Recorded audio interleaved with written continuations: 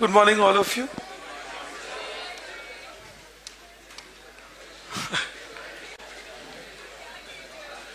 All right. So, I hope you could go through few things on GDP and its formula and all yesterday. Okay, with Reddy sir, you might have started with that. Okay, okay, okay. Uh, so what we will do today, I will continue with, I just wanted few things to be covered with you. So I asked him to take a class with you first before I could see you further. So when we stopped, we were talking economic reforms. And today we will talk about how did we do economic reforms, what was the method or process of going about it.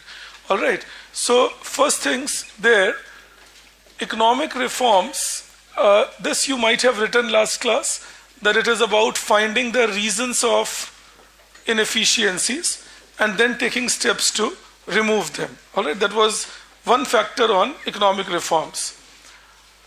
And then there are two ways in which it is done. So we will build upon that. So one is when we talk about microeconomic structural reforms, I will explain these to you, but पहले लिख लेते हैं इसको. So microeconomic structural reforms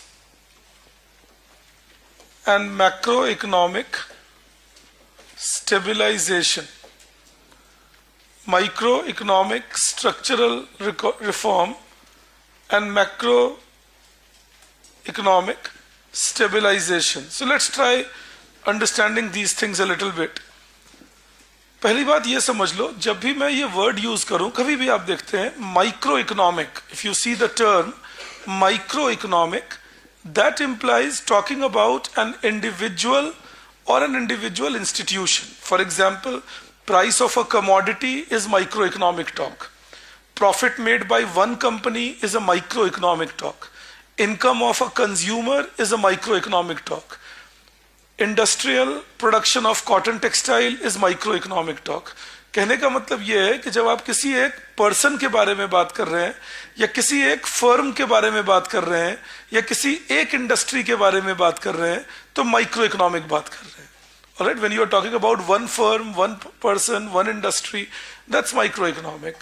like price of tomato is micro economic.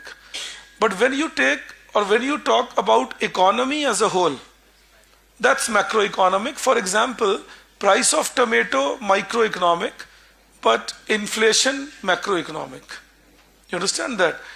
Say income of an individual microeconomic, but GDP or national income will be macroeconomic. You understand that? So that is the way we would decide on things, that whenever somebody says microeconomic, macroeconomic, micro means individuals, macro means the whole. So budget of the government is macro. It's made for the entire economy. All right. That kind of a thing is how we distinguish micro and macro. All right. Now coming back to this talk. So microeconomic structural reform means you choose a particular sector and then find out why that sector is not performing well and then do reforms to improve in that particular sector. Okay, I'll give you an example. You will get me easily. Till 1994, India's tele-density means number of telephones per thousand of individuals. That is called tele-density. कि आपके 1000 लोगों में कितने लोगों के पास telephone की सुविधा है. So number of telephones per thousand of individuals. So till 1994, India's tele-density used to be 2 per 1000. 1000 लोगों में से 2 लोगों के पास टेलीफोन होता था. And the reason realized was, so this was extreme lack of supply, provisioning खराब थी. So the reason realized was that the market doesn't have competition. There is only a public sector unit, MTNL, in Delhi and Mumbai, and then there was Department of Telecom in the other cities. So from 1994, the government introduced competition. They gave license to private sector, say Airtel and Hutch in those days, later on Vodafone, and then Idea, Tata, and so on. Reliance. So this licensing meant that now the market became competitive, and in the last 30 odd years of competition, we would see that our tele density has increased to now 933 per thousand. So from 2 per thousand to 933 per thousand. But what did we do? Please understand this now. This was not done in every sector, particular sector like telecom, so microeconomic. And what was the structure we changed? From a government controlled single seller market, monopoly, to a market induced competition. You understand that? So that was the basic idea when we talked about economic reforms, or say microeconomic structural reform. Again I repeat, microeconomic because one sector or a particular sector, structural reform because we changed the structure from a government controlled monopoly or single seller market to a market based competition. Do I believe I reach you on this? I give you another example. Last class I was telling you how in sectors like steel and sectors like cement, the price will be controlled by the government. We would call it administered price mechanism. And then people would deliberately mismanage their business, do black marketing, come to the government with a loss on the paper and show it to the government as if the loss was because of the government, and then take subsidies also from the government. So government also understood that this mismanagement is happening. So from 1991, in sectors like steel, cement, particular sectors, they removed administered price mechanism. And they said that you are free to choose your own price, you are free to choose your output, we will not interfere in your production process, but we will not give you subsidy also in case you have any kind of a trouble in future. You understand that? So that was again about microeconomic structural reform. Why microeconomic? Because it was for particular sectors like steel or cement. What was the structural change here? Changing from government controlled price to market determined price. And I'll tell you the change it brought about. If I talk about, say, let's take two sectors, steel and cement. So if we look at their production capacity, कि कितनी production capacity थी इन दोनों में, in case of, in 1991, our steel production capacity was 6 million tons and cement production capacity was 24 million tons. By 2021, steel production capacity had become 106 million tons, in fact 2022, and cement production capacity was 305 million tons. So this huge increase that we see, today India is the second largest producer of both of these commodities, steel as well as cement. And that was when the government gave more freedom in the sector. That the government said, okay, you are free to produce and we will not help you, I again repeat, with subsidies, but we will not interfere with pricing, etc. also. So this kind of a change is what takes place when you give more freedom to enterprises to operate. This we started doing post-economic reforms. Now I will tell you one more interesting thing. International Monetary Fund, that is IMF, never asks a country to do microeconomic structural reform. They are only interested in this. They never ask you to do these things. So why were we doing it? Because we were intelligent enough to know that these are needed. It was not that we didn't know. There were many people in our economy who had been advising for reform since 1960s, 70s, 80s. So it was just that thankfully all of them were at the right place at the right time. I'll tell you what I mean. Dr. Manmohan Singh wrote his PhD thesis way back in 1965 in Cambridge, and he was talking about how India should let its currency depreciate so that India can make better export possibilities. And he was the finance minister.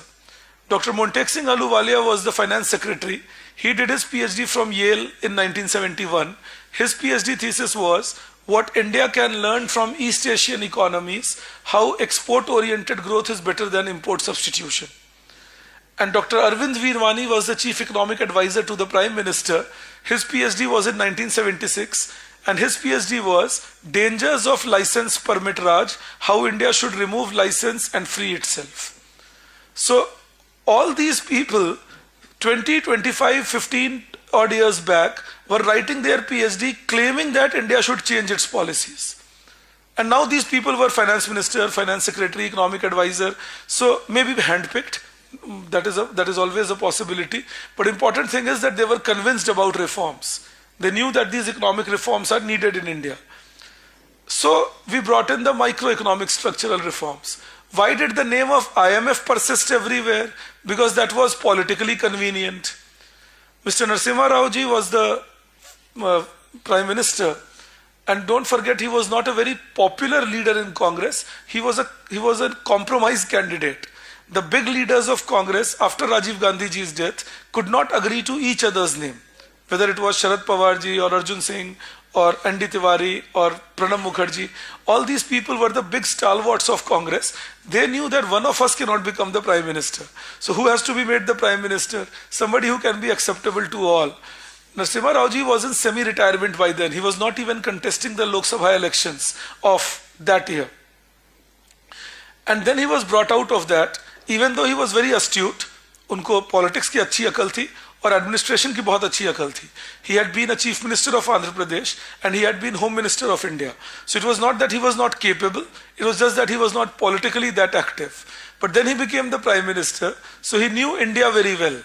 He knew that when he will bring these reforms, micro or macro, corruption will take a beating. और सबसे ज्यादा corrupt लोग उनके खुद की party में थे, क्योंकि जो पार्टी रूल करती है करप्ट लोग उधर अपने आप ग्रेविटेट करते हैं. You know, the party which rules, corrupt people tend to gravitate that side because they know that this party will give me protection. They are people in power. They are fair weather friends. If you lose power, they will leave you, they will go to the next one. You know, so that is what was happening. Now, Congress party was in power till 1991 for a good 43 out of 44 years, 41 rather out of 44 years. So he knew that these people will now come to me and they will tell me, what are you doing? Have you gone mad that you are bringing these changes? So what's the best thing to do? Tell them I am not doing anything. It's IMF. We are taking loans from IMF and IMF is pressurizing us to do it. And that was convenient to everybody. It was convenient to the government. I always say that IMF became the proverbial Indian daddy. You know, in India, daddies are treated like this. If mothers want something to be done, they'll say, Papa ne bola hai. उनको पता है इसकी औकात नहीं पापा तक जाएगा. This fellow will never go to daddy. So you got to do this. I don't want to do this. Okay, go talk to Papa. He has said you have to do this. You do it. Long later when you will talk to Papa, you will realize even he didn't know what all you did. You know, in his name. So IMF became that proverbial Indian Papa where government, whenever they were asked, why are you doing it? IMF has said this. Now it was convenient to the opposition also. For opposition it was convenient because one opposition was the right-wing opposition, Bharatiya Janata Party, muscular, strong. If we had been in power, 1 rupee would be $1 kind of dialogues. You know, so they would be happy. They could always prove, look, this government is so meek and so weak. There is listen to IMF. Had we been in power, we would have changed things, and so on and so forth. And the second opposition was the left wing. That was CPI, CPM, etc. Great, no? Left-wingers have a nice palate. You just have to tell them that America is responsible for this problem. Without much of an argument, they will accept it. You know, आपके कोई भी जो दोस्त हो जो left wing पे हो, उनको कुछ मत बोलो. बोलो America is responsible for all the problem. My tap water is not functioning well. Americans are responsible. They say yes, Americans, neoliberalism, all this thing. They are hell-bent. You know, ideologically, they'll be willing to support dictators. Other hand, they will say we are liberals. If you are from the left, you bear with me. I have been interacting with a lot, you know, because many of them are my very good friends. One of them happens to be my wife too, you know. But I keep asking them these questions that you guys are okay with China, which is a dictatorship. On the other hand, you say that India should remain a democracy. But you are not okay with America, which is a democracy. So they are a confounded lot. You know, ideology has confounded them. They don't know what they actually stand for. They say we are liberals, but by chance you criticize them, they get upset. You know, so it all is in the wings. That I understand that, but my point was only that you tell them that Americans are responsible, they agree to it. So Narasimha Rao ji had it easy. And he knew it. Again, I repeat, he was a very astute prime minister. I believe he is one of the most underrated prime ministers of India. You know, that he was someone who brought a lot of reforms, and we should be thankful to him for making a lot of changes quite strongly. I mean, it is said that Modi ji is a very strong prime minister, but Modi ji could not muster the courage to privatize more than 2 companies in his 9 years. 9 साल बीत गए, 2 company privatise हुई. अपना बोलते रहते हैं हर बार, मैं ये प्राइवेटाइज कर दूंगा, वो प्राइवेटाइज कर दूंगा. वो तो ठीक बात है, मैं भी यहाँ आके बोल सकता हूँ मैं तुम्हें आईएएस बना दूंगा, मैं दिल्ली को पेरिस बना दूंगा. ऐसी ऐसी बात तो हम भी सुनते हैं. वीनिस तो हम बन ही रहे हैं, शहर के बीच से पानी जाता है. So Delhi is becoming Venice now. Venice maybe when you go to Venice, you will see there is a complete flow of sea from the middle of the city. You know, Delhi is becoming something similar now. Yamuna will flow from the middle of the city. You know, it is flowing all across. So maybe Kejriwal ji is active in his promise. You know, but coming to my point, I was saying Modi ji has privatized 2 companies out of, in his last 9 years. Narasimha Rao ji could privatize 9. And without much of a hue and cry, people would oppose even in those days. And he was supposedly a weak prime minister. And that way I prefer a weak prime minister who can take action, who doesn't only speak.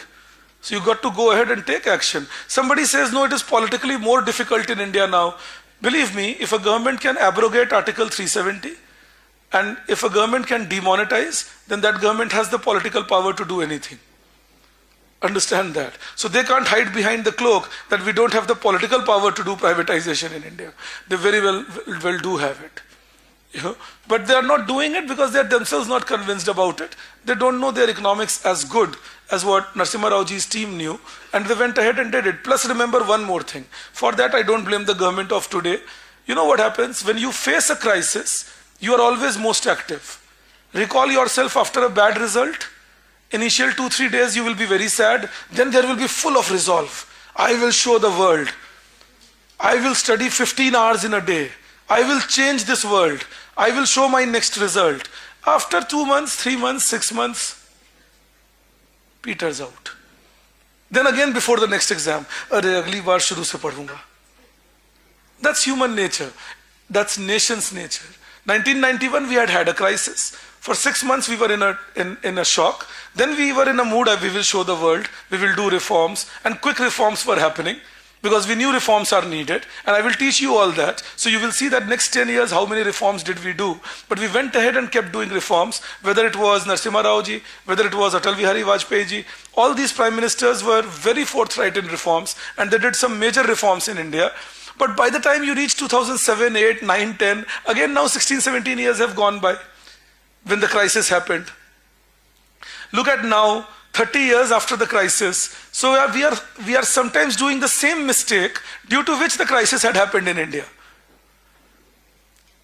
Like not investing well in good infrastructure, as we see in cosmopolitans of India. One rainfall exposes us. You know, like not giving housing for people, as you see the growing slums across us. Like not functioning on employment opportunities for people. You guys are the prime example of it. You know? So we have still again done the same errors, and then giving all those freebies. ये भी free दे दो, वो भी free दे दो. Fiscal deficit high है sir, होने दो. जोश के बारे में पूछो, fiscal deficit के बारे में नहीं, दोनों high हैं. अब खर्च करते रहो. You know? So this is what we have been doing. Same errors all over again. I love it when you get my subtle jokes. Thank you for keeping on getting it. What I'm trying to teach you here is that is another reason why India has been slow on reforms. We have forgotten to some extent our crisis. We're not realizing why the crisis happened because it is now distant. Again, by chance, if we face a crisis, we will go back into the same mode. मैं दुनिया को दिखा दूंगा, हमें change करना चाहिए, बात change करेंगे, and so on. Thankfully, right now, I don't see a crisis coming to India. We're doing comparatively okay. But reforms suffered due to that. So those days, crisis was imminent. We did the reforms. But again, I repeat, these reforms were done by us with our own aptitude rather than IMF dictating terms to us. Yes, what was IMF saying? IMF was saying do macroeconomic stabilization. Control your macroeconomy. That is your overall functioning of the economy. How do you do that? This macroeconomic stabilization means controlled fiscal deficit,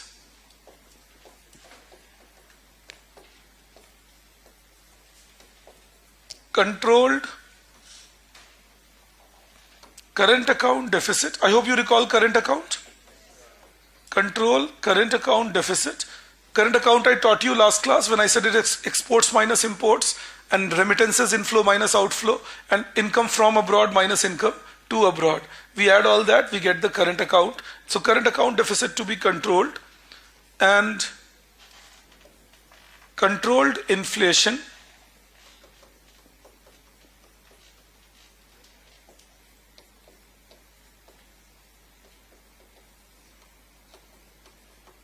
and promoting GDP growth. These are some current account deficits that we talk about. These are some current account deficits that, the macroeconomic stability that we talk about.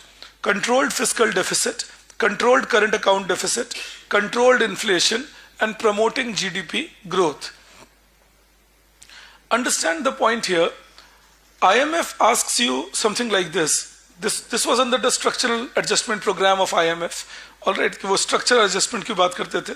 तो वो कहते थे आप खर्चे कम करो अपने. Government should control its expenditure. Government should increase its tax revenue. You should try controlling your wasteful expenditure and printing of money too much so that you control inflation. Focus on your export promotion by making your industries more competitive. Liberalize your economy. They would push you to do that. That you liberalize your economy. You make sure rules are more easy to understand and all. All this was done by IMF. What is the whole theory of macroeconomic stability? I'm going to teach you something. I need you to be with me. I'm teaching you what is the reason why we are asked to do this, the theory of it. So let us see what is the theory of it. If you recall, few days back, I was telling you that total income should be equal to total expenditure. The circular flow idea in an economy. That whatever is your total income should match your total expenditure in an economic system. Okay, let's see that.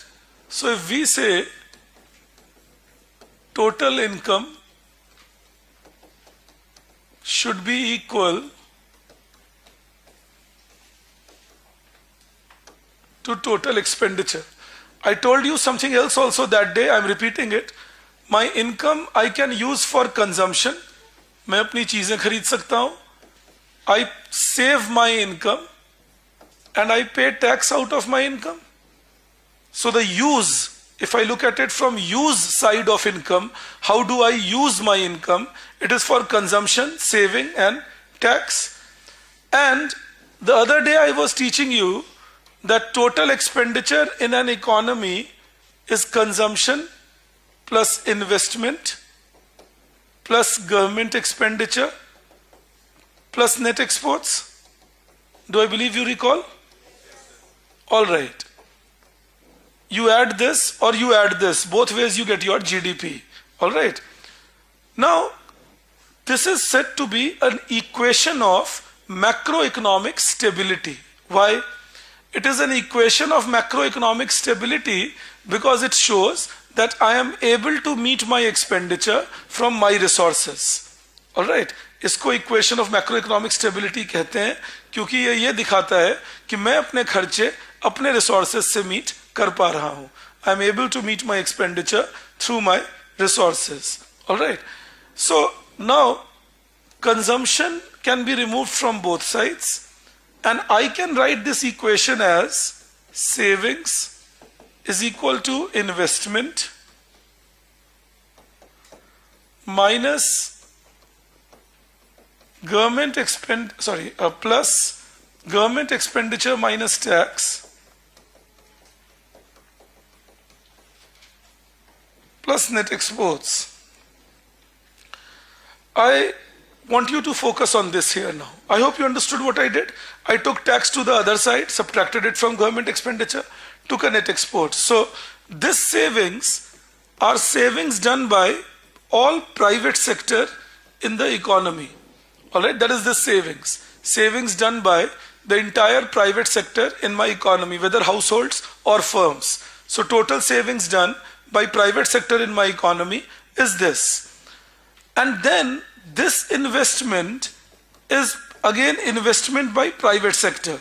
Machines bought by firms, houses purchased by households, that is private sector's investment. Now I am interpreting the other two. You please be with me. This can be a symbol I repeat, of fiscal deficit. Isn't it? Because this is government's expenditure, this is government's tax receipt. The difference will be the borrowing government will need.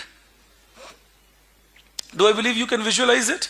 If government's expenditure is 10 and government's tax receipt is 7, then that will mean government will need to borrow 3 units to fulfill its requirements, and that is borrowing requirement of the government, which we can claim to be fiscal deficit. And this is current account. If it is positive, then surplus, negative, then deficit, isn't it? Net exports. I'm not saying exactly current account or exactly fiscal deficit. I'm just saying symbolically. That symbolically this can represent fiscal deficit, this can represent current account.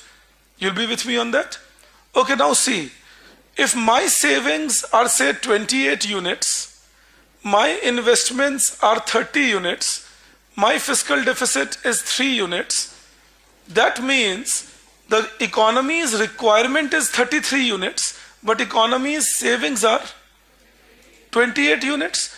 So that means the resources of the economy are 5 units lesser than what is needed to fulfill its requirement, and those resources will then have to be imported.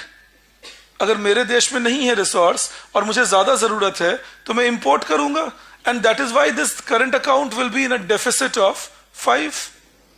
Then the two sides will be equal, no? This 28 is equal to 30 plus 3. Now obviously I need more money for my investment, I need more for my fiscal deficit, I don't have as many resources, I buy from abroad and leaves me with a current account deficit of 5. Is everybody okay on that? Now you tell me this, will I get it for free or will I have to pay for it? That's the sad part, no? I'll have to pay for it. How do I pay for it? I have exhausted all my savings. मैं कैसे पे करूं? सब तो exhaust कर दिया. Okay, borrowings. Something else? Okay, fair enough. That is the idea. We have two options now. I have to pay for my current account deficit. So I can pay for it either by borrowing, which you correctly said and showed a complete aptitude to become IAS officers. That is the answer I get from my friends who are in IAS. If I ask them what should we do, मांग लेंगे. इसमें क्या है? कटोरा है ही हमारे पास. But apart from borrowing, what we can do, and that's what we did, is we can allow them to invest in the country. So if they bring in their FDI, foreign direct investment, and if they bring in their portfolio investment, then that becomes the requirement that can be fulfilled. Why? Think, when a foreigner invests in my country, they are bringing what? Their savings to my country. The saving was done abroad, but it gets invested in my country. So what does that do? The foreign savings come in as FDI, FPI, etc., and supplement my domestic savings and pay for the deficit. You understand that? The foreign savings supplement my domestic savings and pay for the deficit, which meant that India was asked to liberalize its economy. India was told, you open up, allow foreign investments to come into the economy, because, please understand this, our problem was that nobody was willing to lend to us. The solution of borrowing was not available.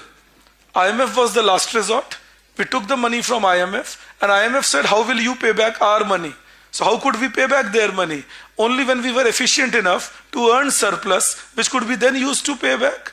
So they said, all right, you open up your economy, allow foreign investments to come in so that you don't have a shortage of foreign exchange reserves. Do I believe I reach you on that? All right, so that was the reason we started opening up our economy for macroeconomic stability. We started doing many things. The government started cutting down on expenditure to make sure fiscal deficit can be controlled. The government started rationalizing the tax structure, and we will teach you what is rationalizing the tax structure. Reddy sir will take you into fiscal policy and all. But the government started rationalizing the tax structure. That was again a factor that started happening. Rationalizing the tax structure means the government started making sure that tax rates can be reduced, but people can be encouraged to report better. So government's tax revenue increases, government's deficit goes down, and we started doing our own structural changes. So that was the aspect by which we wanted the economy to become efficient so that it starts earning better. This equation that I have written on the board is also called savings investment equation or resource gap equation. All right, savings investment equation or resource gap equation. So this is also used in explaining resource management. The equation that I have written is also used in explaining resource management. That how do you manage your resources? That's also shown by this kind of an equation. All right, savings investment equation और resource gap equation. So resource gap का मतलब क्या हुआ? हमारी savings में कितनी कमी है कि हमारे resources को requirement को पूरा करें. इसका opposite भी आप समझ सकते हो, मैं मान सकता हूँ. I hope you understand the opposite also. If my economy saves a lot and my investment requirements and fiscal deficit requirements are relatively lesser, then I can export more. You see that? And I can lend to the world, because if I have a current account surplus, then I can afford to lend more to the world, to invest more into the world and use that to earn more. That's also a possibility. That if I can control my fiscal deficit and if I can increase my savings, then even with a given investment, my exports can become higher.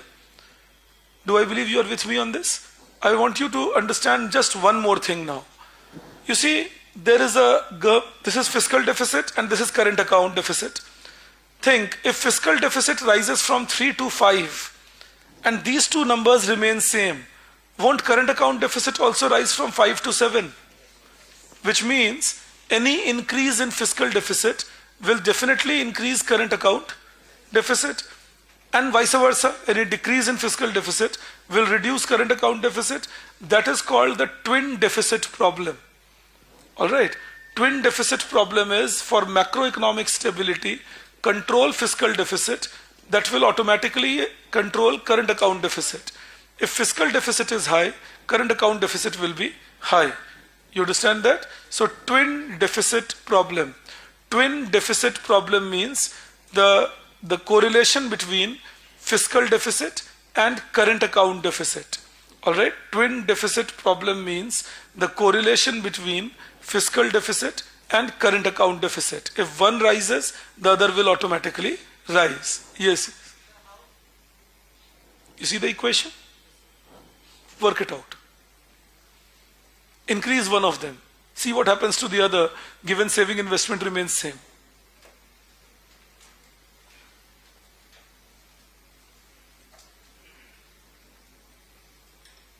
किसी एक को बढ़ा दो, fiscal deficit को 5 कर दो, current account deficit क्या होगा? If fiscal deficit becomes 5, what will happen to current account deficit assuming saving and investment remain same? -7.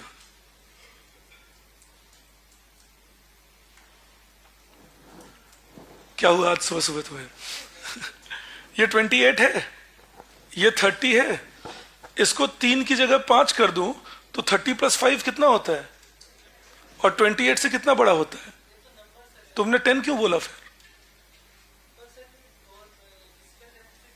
पहले मुझे बताओ, 10 बोल रहे थे, मतलब बात समझ रहे हो? -7 होगा ये। एक एक करके देखो, एक मैं तुम सबको समझाता हूं। मिस्टेक करने में कोई अपमान नहीं है। मानो इमीडिएटली, हाँ भाई नहीं समझ आएगी, इससे तुम बिल्कुल मूर्ख नहीं होते हो। मेरे समझ 1000 बात नहीं आती। मुझसे पूछो गाड़ी कैसे चलती है, मुझे क्या पता, चलाता हूं बस। सर ये इग्निशन कैसे वर्क करता है, क्या पता। सर फ्लाईओवर कैसे बनते हैं, क्या पता। सर ये बिल्डिंग कैसे बनी, क्या पता। बी सिंह जी को पता है, वो सिविल इंजीनियर है। इसलिए तो मैं समझा रहा हूं कि पहले तो resistance to the point that I don't know should go away to start the learning process. Stop hiding behind ego. नहीं आता तो है मुझे, लेकिन नहीं आता भाई, समझो इस बात को, मान लो नहीं आता, वहीं से शुरुआत हो गई सीखने की। You understand that? जितना बढ़िया हमारे साथ जो ऑपरेट कर रहे हैं वो सॉल्व कर देंगे प्रॉब्लम को। अगर अभी कोई डिस्कनेक्शन हो जाए, मुझे हवा नहीं लगेगी उसकी, तो वो मुझसे ज्यादा जानते हैं इस फील्ड में। और मैं आपसे एक मजाक के लिए बोल देता हूं, फिर तुम्हारे सवाल पे आता हूं। Why I believe in it, There was a person who had come to mend my electrical fan one day, that is around 17-18 years back. The fellow asked me to pick up one of the tools and give it to him. उन्होंने कुछ नाम लिया, बोला sir ये दीजिए. मैं उनकी help कर रहा था. I did not know. I picked some other tool, gave it to him. He looked down. He said, नहीं सर वो दूसरे वाला. I gave him the other one. Then he said, sir आपको ये भी नहीं पता इसको ये कहते हैं. I did not say anything. Okay, I don't know. Then he was busy mending his fan. I said, what do you think will be India's fiscal deficit this year? And how much will be, do you think is the growth projection? He had been coming to my place for many years, since my parents' days. He started laughing. He understood I'm up to something. Then I said, look, you knew this, I know this. Let's help each other out rather than laughing at each other. कुछ तुम जानते हो, कुछ मैं जानता हूं, एक दूसरे की मदद करें, आगे बढ़े, रादर देन एक दूसरे पे हंसना शुरू करें कि तुम ये नहीं जानते, फिर तुम प्रूफ करो मैं क्या नहीं जानता. तो पहले तो ये ठीक करो. अभी जो रेजिस्टेंस दिखा रहे थे ना, वो दिखाना छोड़ो. अब बताओ क्या नहीं समझे.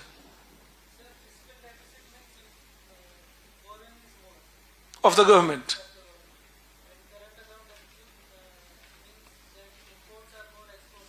Okay. If fiscal deficit is more, is the government taking away more resources or not? Will it make private sector worse off or better off? And will that mean your export capacity will rise or fall? Chronology समझ गए तुम?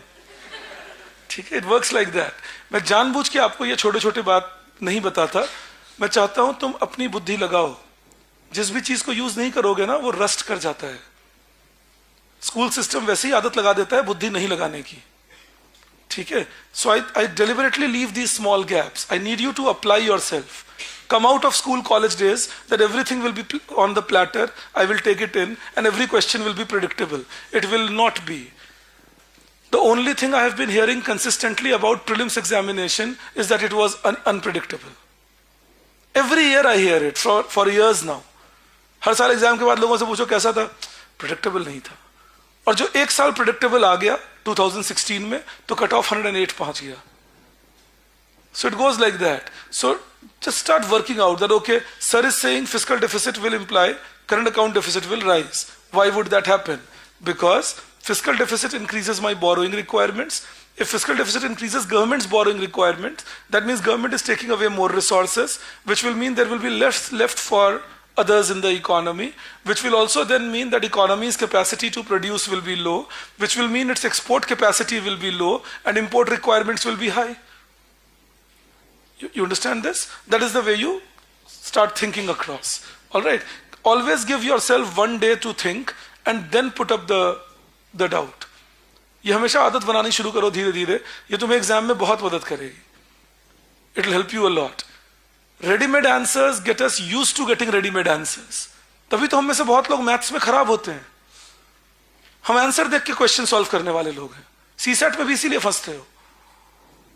ये question कैसे होगा? 1 minute, टिक टिक टिक टिक, 1.5 minute, टिक टिक टिक, 2 minutes. क्या था answer? ओ अच्छा ऐसे. एग्जाम में ये सुविधा उपलब्ध होगी that they will give you answer before giving you the question. No, all this was available till school, college days, that I knew the answer before writing the question and believed I am a genius because I know the answer. Now you will not know the answer, so develop a habit of not knowing the answer and rather solving it there itself by thinking better and thinking more. Please develop this habit. Otherwise, those of you who keep claiming I am weak at mathematics, you're not weak in maths. The problem is you're not diligently solving it by struggling with it. Some people get good at maths because they struggled with it. They don't see the answer. They keep applying themselves. आपके कुछ दोस्त होंगे, आप उनको देखना, यार answer देखें, अरे रुक यार सॉल्व करते हैं पहले. So those who have that habit, कि भाई रुक सॉल्व करते हैं पहले, they will do well because they have struggled, they have thought. तो ये सभी सब्जेक्ट पे अप्लाई करो. आप मॉर्निंग लेक्चर मत मानना इसे, ये टिप्स होते हैं जो आप पूछते हो ना, हम दूसरों से अच्छा कैसे कर सकते हैं. यही तरीके हैं दूसरों से अच्छा करने के. सोचो ज्यादा, सॉल्व करो अनसॉल्वेबल्स को. Solve the unsolvable. Predictable answers, predictable questions, they're everywhere. But how about giving you something unpredictable? What do you solve now? So develop that habit. This exam will be full of surprises if you start expecting too much. Don't expect anything and go to the paper. Say, I'm here to solve questions. Bring it on. Let's see which type of questions. So once you are in that mold, you will solve better. तो इसीलिए आपसे रुक कर ये सब बताने लगा मैं, that be focused on solutions of your own. मैं देखता हूं कभी कभी आप एक स्टूडेंट मेंस अपियर कर रहे हैं, उन्होंने कहा कि हमें अगर 10-15 ऐसे लिखे हुए मिल जाते तो हम समझते ऐसे लिखा कैसे जाता है. यही गलती करते हो टॉपर्स कॉपी देख देख कर. आंसर तुम्हारे होने चाहिए. वो टॉपर हो गए क्योंकि उनके लिखने का तरीका वो था. So I'm not saying don't see toppers copy, but don't give it importance beyond a point, because that was their method of writing. Your method will be something else. You need to hone up your skill, not what those guys did. So just develop all this, the popular themes otherwise digress you, and you will see you are working better. So I'm sure this is clear to you. All right.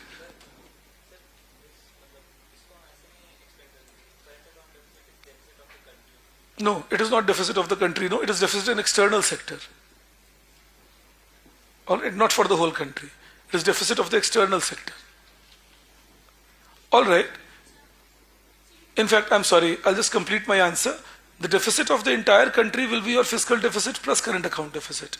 Internal borrowing requirement, fiscal deficit. External borrowing requirement, current account deficit. You understand that? If government runs a fiscal deficit, they will have to borrow internally.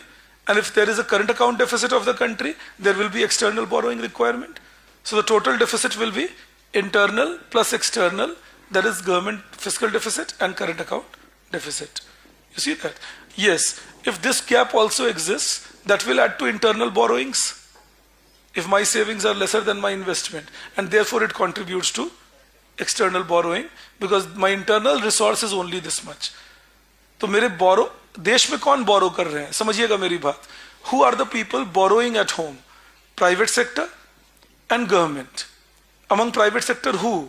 Mainly the firms borrowing to do their investment, that is buying new capital goods, and government borrows. All right. So who will give them the loan within the country? The savers. You understand that? Those who save their money in the accounts are the lenders, and government and private sector are the borrowers. If by chance my savers don't save enough and there is more requirement of borrowing, I will need foreign savers to put in their money into my country. The equation is again a representation of that. Do I believe we are clear on this? All right. Then you take it further. You write below this, economic reforms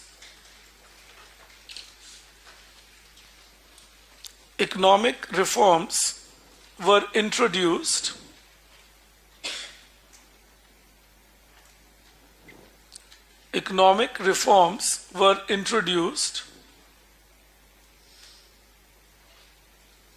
in 1991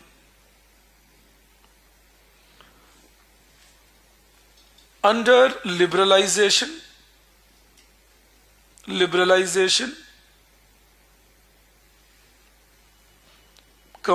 privatization,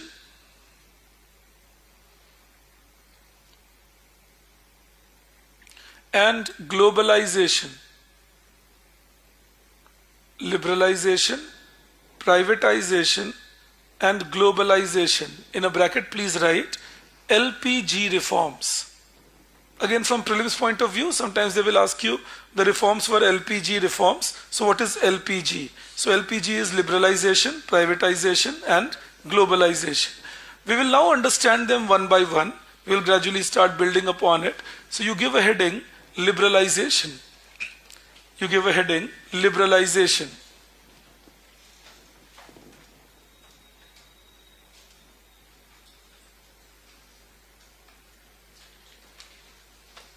No, fertilizer is not a twin deficit problem, Vedant.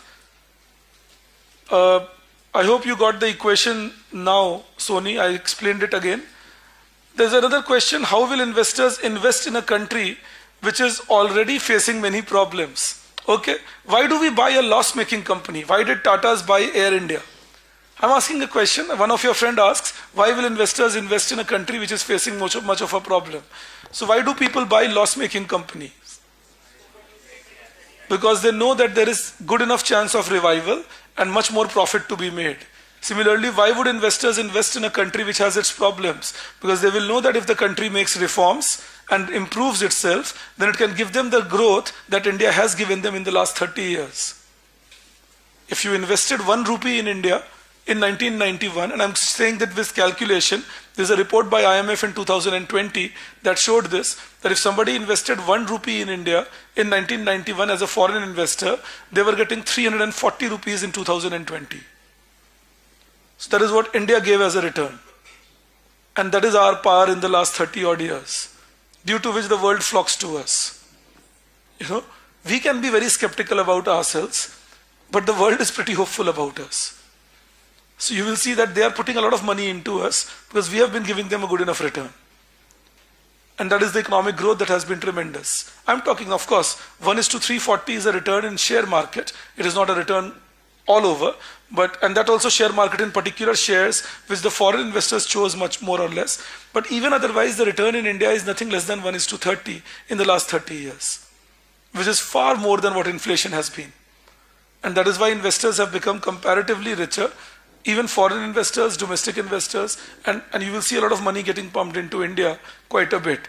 In fact, just to give you an example, BSE stock exchange was trading at 800 units in 1991. 800 to 1000 was used to be the range. Today it is 65,000. So you can well imagine what kind of growth we are talking about, in Indian context. For investors, especially the financial investors. So that is why they would come to India. That is why they choose any country which is promising. Alright, let's see this. The fundamentals are quite okay in India. The thing is whether we implement the policies well or not. Alright, now liberalization, the meaning is simple. Liberalization means that you simplify the rules and improve them to make sure everybody understands them, and therefore they can participate in economic activities. Alright, I'll give you 2 examples, non-economic, to make you understand what is liberalization. Take example 1. Till 2014, we used to have a system where if you were applying for your civil services exam, you had to give your documents attested by a Group A officer. Alright. In 2014, the government made a rule that you don't have to get your documents attested by a Group A officer. There can be self-attestation. Alright, you don't have to get your documents attested by a Group A officer. There can be self-attestation. Now that meant what? It removed one unnecessary window where the aspirants had to go. Also, it is not correct or true too that one citizen of the country is getting certified by another citizen. It was colonial practice. The Britishers would do it. Britishers को हम पे भरोसा नहीं था, तो वो सोचते थे चलो हमारे जो ऑफिसर्स सर्टिफाई करेंगे वही सही बात होगी. हमने ये प्रैक्टिस कंटिन्यू किया 1947 के बाद भी. So for some reasons we continued with a practice where one citizen of the country will give certificate to other citizen whether the documents are correct or not. You understand that? Thankfully we removed that practice in 2014. That is one example of a liberal economy which trusts its citizen. That okay, you are my citizen and you will not be doing any debauchery. Obviously there is a trust and verify approach. When you submit your certificates today and you attest it yourself, when you apply for this exam, it is not that when you qualify, the government will not be verifying it. You understand that? When you qualify this exam, they will be verifying this certificate. That are your certificates correct or not? But they otherwise accept it as true, believing that you have no reason to lie to the government. Do I believe you understand this? So this is one idea of being liberal, that I will trust you until you are not found to be incorrect. Rather than believing that you will do something incorrect and therefore I should not trust you and I should stop you from doing things. That has been the governance pattern of India in many fields. Even today we follow it in many fields, but till 91 it used to be universal. That I won't let you do things because I don't trust you. And the second example I can give you, you can correlate easily to it. ये policy अभी भी चलती है बहुत जगह, unfortunately. The policy of compulsory attendance in college classes. Completely illiberal, not needed. You guys are fit enough to choose the Prime Minister of this country, 18 plus.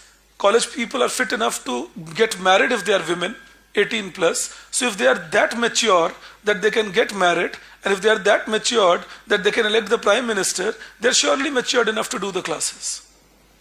And if they don't, it should be their choice. You'll say, no sir, the discipline is very important. They should be there in the classroom. I can get you into my classroom. How do I make you study?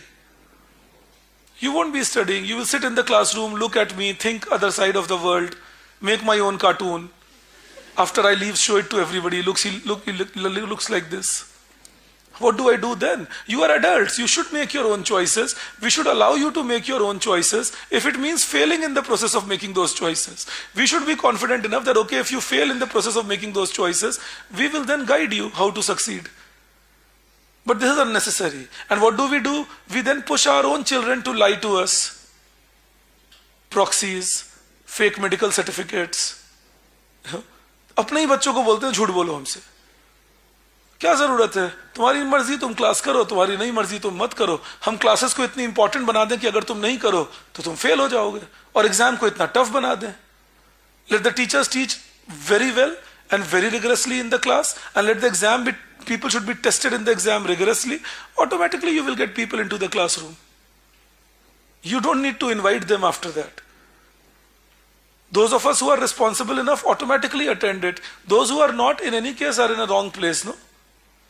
But this is illiberal, believing that no, I will control a 19-year-old. I will control a 21-year-old. Why should I control you? I can guide you. I can set the framework for you. I can tell you what is right, what is wrong. Rest is up to you. You take a call. Again, I repeat, you may do up some errors. But gradually you realize that, okay, these are errors I am doing and I should be not doing it. That's the objective of being liberal. That economy should have a framework, and let within that framework everybody exist, rather than a controlled and command economy. A control and command economy means you start finding methods by which you can breach the control. India in 1970s, a control and command economy. So I will put a very high tax rate, people would do tax evasion. I will put a very high import duty, people would do smuggling. I will put laws which will restrict prices from going up, people would do black marketing. So you try controlling people, people will find a way out. That is my limited point. So understand, that is being liberal. That liberalization doesn't mean not having anything to do with the system. Liberalization का मतलब ये बिल्कुल नहीं होता कि सरकार का कोई रोल नहीं है. This is the problem that neoliberals have, that they think government has no role in the economy, or government has very less role in the economy. Government has a lot of role in the economy, but define that role. What is that role of the government? Contract enforcement, a good judicial system, a good executive mechanism. If me and you are into a contract, there should be method to implement the contract. What is the role of government? Government's role is infrastructure development for ease of doing business. Government's role is legal reforms, labor law reforms, land acquisition reforms, intellectual property right reforms, so that people find it easy to hire labor, people find it easy to skill themselves up, people find it easy to acquire land. All that is government's role. Without government, you cannot do all that. So it is not that if government is weak, economy will do well. But government's role is not to run a scooters company, you know that very well. And government's role is not necessarily to run an airline company. Leave that on private sector once the economy has become matured enough. In a nutshell, if you ask me, government's role majorly is to regulate, umpire. Government doesn't have to be a player everywhere. So if government can do that, civic amenities maintenance, physical infrastructure development, skill development for people, if government, education and healthcare, that is, if government can focus on that, and let a private sector focus on market acceptance, market development. अब आप कहेंगे sir अगर private sector ने market को manipulate किया तो दो रास्ते हैं. एक, you do regulation and stop them from manipulating. Second, if the prices are genuinely high, suppose something is in shortage and prices go up, and I as a government want to distribute it better, why should I force the market to reduce the price? I start purchasing from the market and distributing at a cheaper rate, or even required free of cost, to people who are needy. In that case, I am not interfering with the market, but I am able to reach out to people who are poor in my country.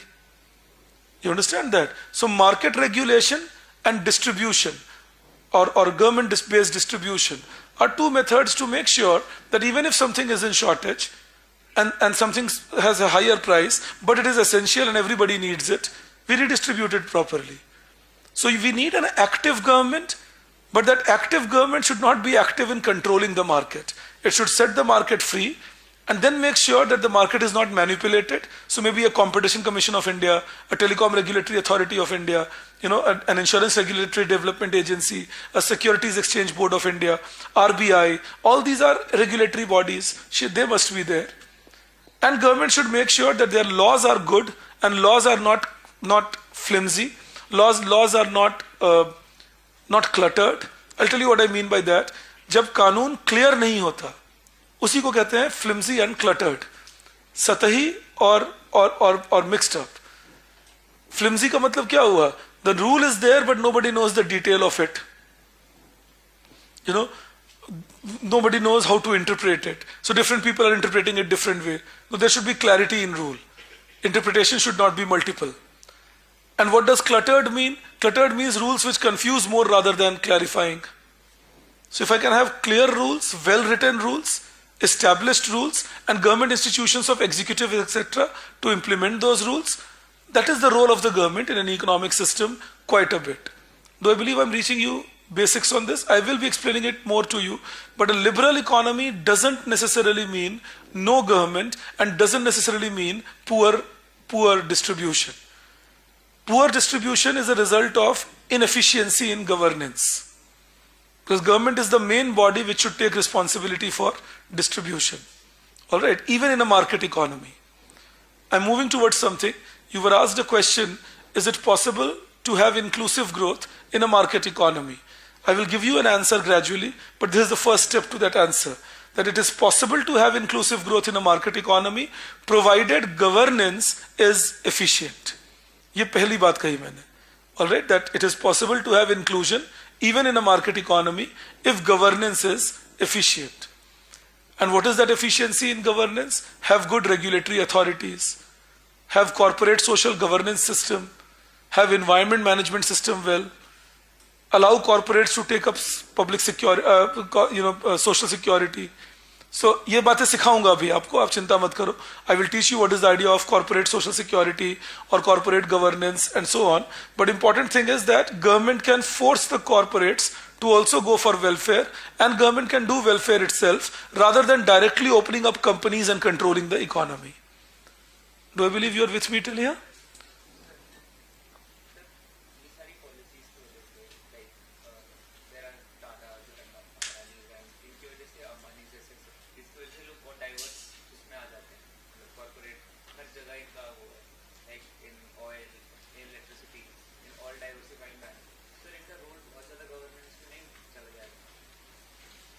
मतलब हम ये कहना चाह रहे हैं कि ये लोग करप्ट कर देंगे सरकार को.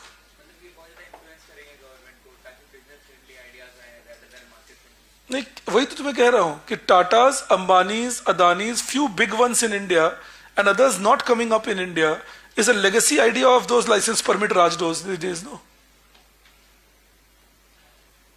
जब हमने कंट्रोल्ड इकोनॉमी रखी थी तो ज्यादा लोग थे मार्केट में, कम लोग थे, और ये कम लोग बेईमानी कर रहे थे या नहीं कर रहे थे, तो फायदा हो रहा था.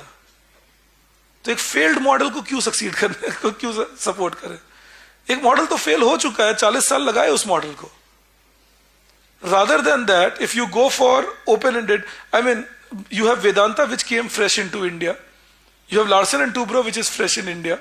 So there are companies which will compete with them, provided you let them compete with them. Even today, if you see, you don't see dominance of a single company in, say, electronic goods, electrical appliances, FMCG, fast-moving consumer goods, but we see dominance of few companies in infrastructure-related sector, because we do not allow new companies to grow because of very rigid policies we still have in these sectors. So understand this. Also remember, when we say that these people will be able to influence the government, that means we are believing that the government is liable to be influenced.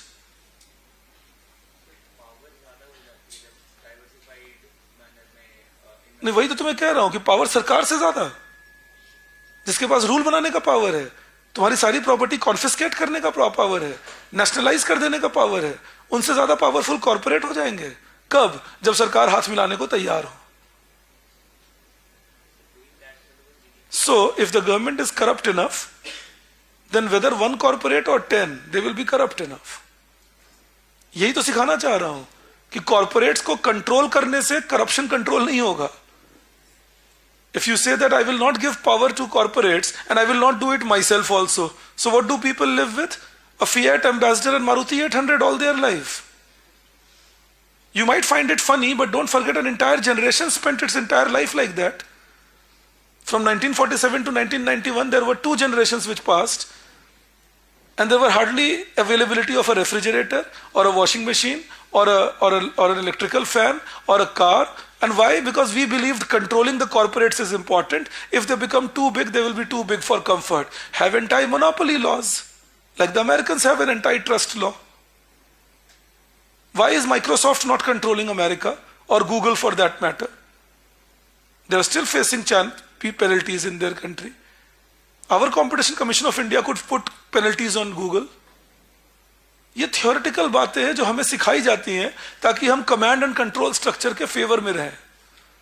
इनको practice में होते नहीं देखोगे कहीं किसी भी responsible democratic बड़े system में। हाँ, अगर तुम आइवरी कोस्ट हो, हाइती हो, लिसोथो हो, तो वैसे भी तो तुम्हें मर्सिनरीज कंट्रोल करते हैं। गवर्नमेंट छोड़ो, जो सूडान में हो रहा है अभी। So India is not that. We are a functioning system, good enough governance possibility, and saying that corporates becoming too big will control us, they cannot control us unless we don't want us to be them to control us. That is why we did not give the single one license anywhere. There is always competition with 4 or 5 at least functioning in all fields. So understand it in that manner, that unless you don't give them the opportunity to grow, and you know what is the worst part? I will not give them the opportunity to grow, and I do not have the capability to grow. So what do? Live in a stalemate. Again I repeat, which we have been living all these days. अच्छी सड़क मैं बना नहीं सकता और corporate को बनाने दूंगा नहीं। मेरी म्युनिसिपल कॉर्पोरेशन ठप रहेगी, किसी और को बनाने दूंगा नहीं। बारिश आएगी, जगह जगह पानी जमा होगा, उसको 10 दिन तक समाचार दिखाया जाएगा, 11वें दिन कुछ और नया समाचार हो जाएगा, बालक के अंदर से निकला नाग। फिर लोग वो देखने लग जाएंगे। Understand this. I mean, news can dominate for 8-10 days. It doesn't dominate after that. But policies should not be news centered. News management के लिए थोड़ी पॉलिसी बनानी है, पब्लिक मैनेजमेंट के लिए बनानी है ना।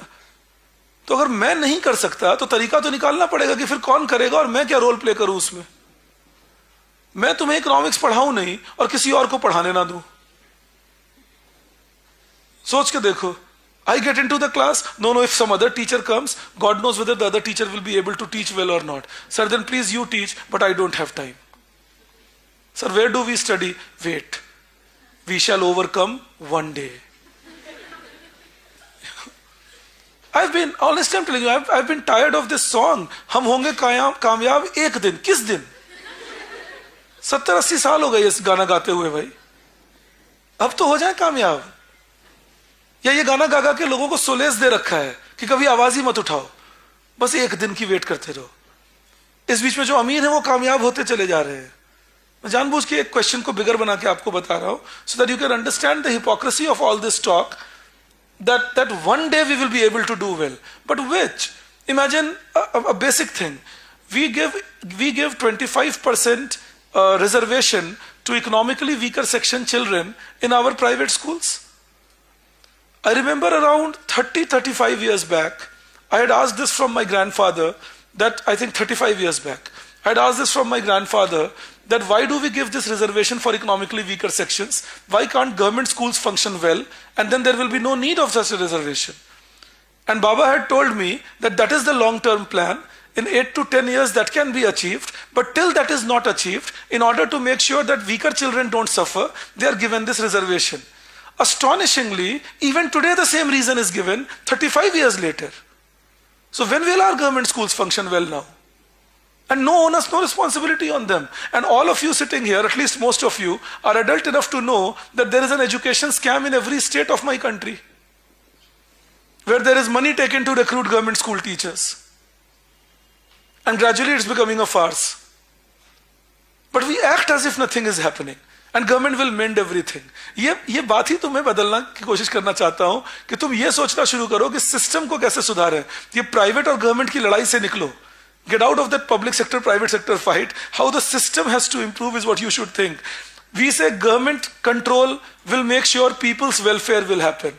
Well, the traffic constable who takes bribe from you on a nook and corner is government. The road transport office which takes bribe from you for offering you a license is government. The registry office that takes bribe from you for registering your own house in your name is government. बड़ा welfare हो रहा है अभी लोगों का भाई government के control से. और हम ही लोग हैं जो हर जगह घूस देते हैं इन सारे ऑफिसेज में. पुलिस के कांस्टेबल को, ट्रांसपोर्ट डिपार्टमेंट में, रजिस्ट्री डिपार्टमेंट में. We give the bribe and we say no, but government is for welfare of the people. Government should be allowed to work with all control because that will make sure things become better. How? Any system, if you give them full control and no competition, will be troublesome. Then we say no, in democracy the political parties will expose each other. No, they create a nexus among each other. They make sure they don't hurt where it really hurts. नूरा कुश्ती कहते हैं western UP में उसको. Slog fighting, where I am showing I am hitting you, you are showing you are hitting me, but none of us are actually hitting each other to hurt each other. So you will see the political parties, they will put a lot of mudslinging.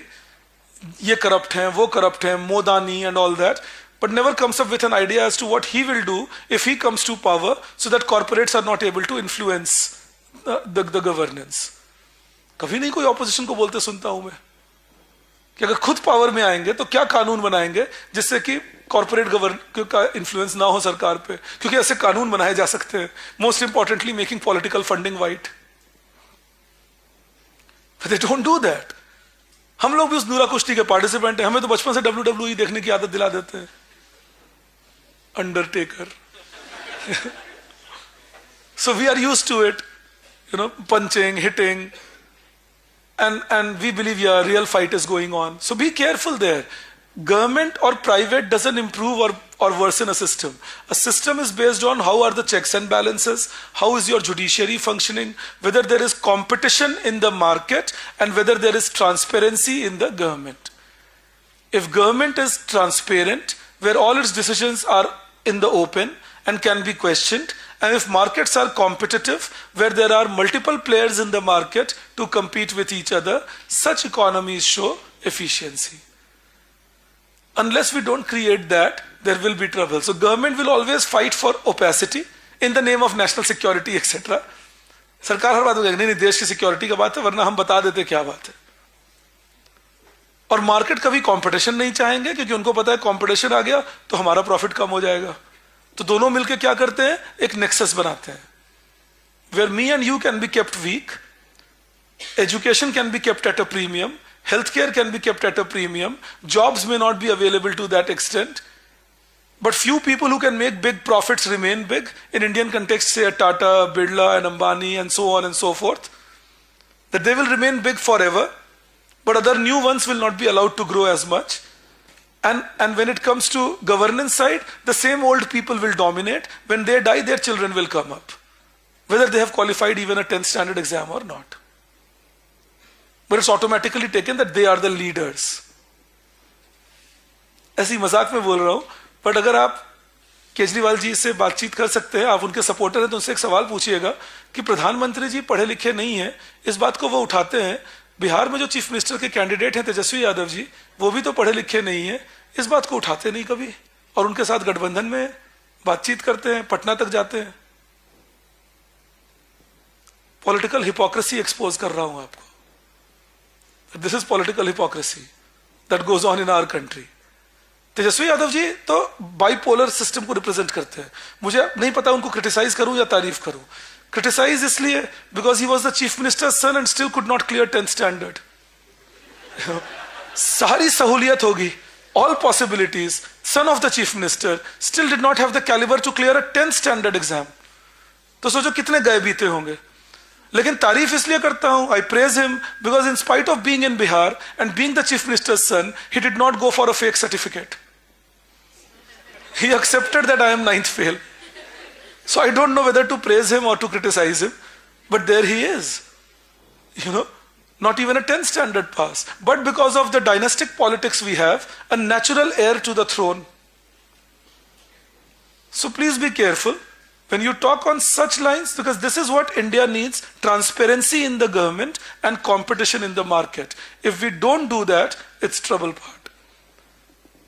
मैं बाकी states का तो नहीं जानता, लेकिन बिहार में college खोलने की कोशिश की मैंने, तो 70 लाख रुपए का रेट है वहां. ये रेट पहले 30 लाख था, फिर मिनिस्ट्री तेजस्वी यादव जी के पास गई तो ये 70 लाख हो गया. तो ये कोशिश करीब 3 बार कर चुका हूं मैं पिछले 10-15 सालों में. बस रेट बढ़ते देखा इतने दिनों में मैंने. And had decided that I will not pay a bribe to open a college, because that is not my method of doing things, but wanted to do it badly. That, something as a world class. I'd even talked to some of my friends who were willing to come as guest lecturers and teach in that college for this. And the plan was to then set up several such colleges so that students in Bihar don't have to come out and study elsewhere. Because we had to come out and study in Delhi. It was pretty painful for 5 years living outside the family, 7 years rather. तो बहुत तरह की दिक्कतें झेलते थे. सोचे बिहार में ऐसा 7-8-10 कॉलेज बना ले और उससे डेवलपमेंट हो जाए. I tried convincing them also that this is not for profit, but the rates are fixed. You don't get a permission without that.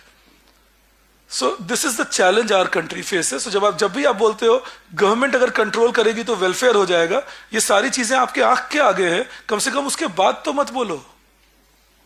It's in front of you that what government is doing, because the checks and balances are weak. So a strong check and balance on the government is needed, because without corporate interference they are corrupt enough. हम ऐसे बात करते हैं जैसे corporate interference उनको corrupt बना देगा. Future tense हुआ वो करप्ट हैं. सो उनको रोकने का तरीका ही यही है कि उनकी पावर को थोड़ा कम किया जाए और अदर पावर्स आए सिस्टम में, so that absolute system should be decreased. So keep this in mind and I'll build upon it. I'll teach you more, but to some extent I hope you are getting my point that I'm trying to divulge to you. Okay, now what is liberalization and what are the methods of doing it? We'll go into that. So you write a statement, you write,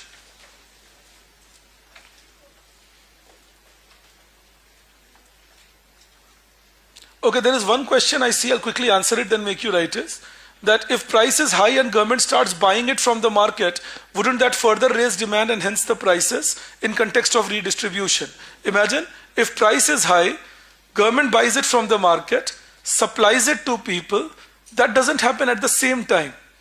Say for example, when tomato prices were low in March, the government could have bought those tomato in March using NAFED, SAFED, TRIFED, etc., National Agricultural Marketing Federation, State Agricultural Marketing Federation, Tribal Agricultural Marketing Federation. Use these marketing federations of the government, pick up tomato in March, April when they are in surplus supply and the farmer is getting only 1 rupee per unit. In that case, the farmer can be given better money. Store that tomato in the cold storage chains of these marketing agencies, and in July, August, when due to monsoon and due to other reasons, the supply goes down and prices start skyrocketing, distribute. So government distribution doesn't mean that start buying when the price is high only. And you don't have to buy non-essentials, no? It's about essentials like food. It's about essentials like salt. You see that? So if government can keep a stock of essentials and sell it to people, it won't increase demand when the price is high. They can rather increase demand when the price is low so that the producers don't suffer, and then redistribute it when the price is high so that the consumers don't suffer. This was the mechanism of agricultural APMC market in 1960s when it was visualized. That government will purchase wheat, rice, millets, pulses, etc., store it and then release it when the price becomes higher, or if the price becomes higher. Unfortunately, this release part we started forgetting gradually. They just kept purchasing and stocking. So that is the trouble part. That is again functioning of the government that you need to do. And another question I'm asked is that does saving of this year becomes investment of next year? No, it's not about this year or next year. You are saving today, putting your money in the bank, and that same money can be lent out to a firm to buy a machine. So it's kind of a flow that goes on. That you save, somebody invests using that saving. So it's not that this year you save and next year somebody invests. Okay, now you please take it down. You write, liberalization is the policy of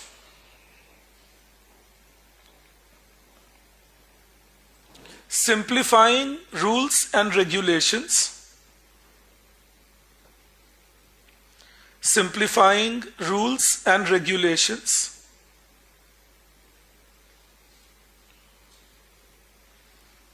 so that they are easily understood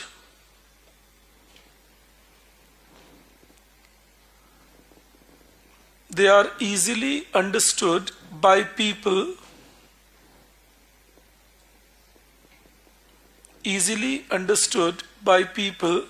and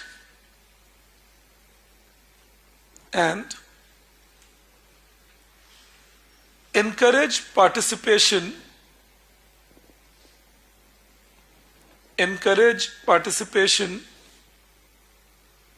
by all in the economy. आप कभी ये सोच के देखिएगा, you think of it, I am just giving you a food for thought. All these unicorns today in India, all Narayan Murthy's and Azim Premji's and and Shiv Nadars of India have been a post-liberalization creation, with billionaires coming in India from different areas, not necessarily only Tatas, Birlas, Bajaj, Ambanis, and Vadias and so on, Thapars and so on.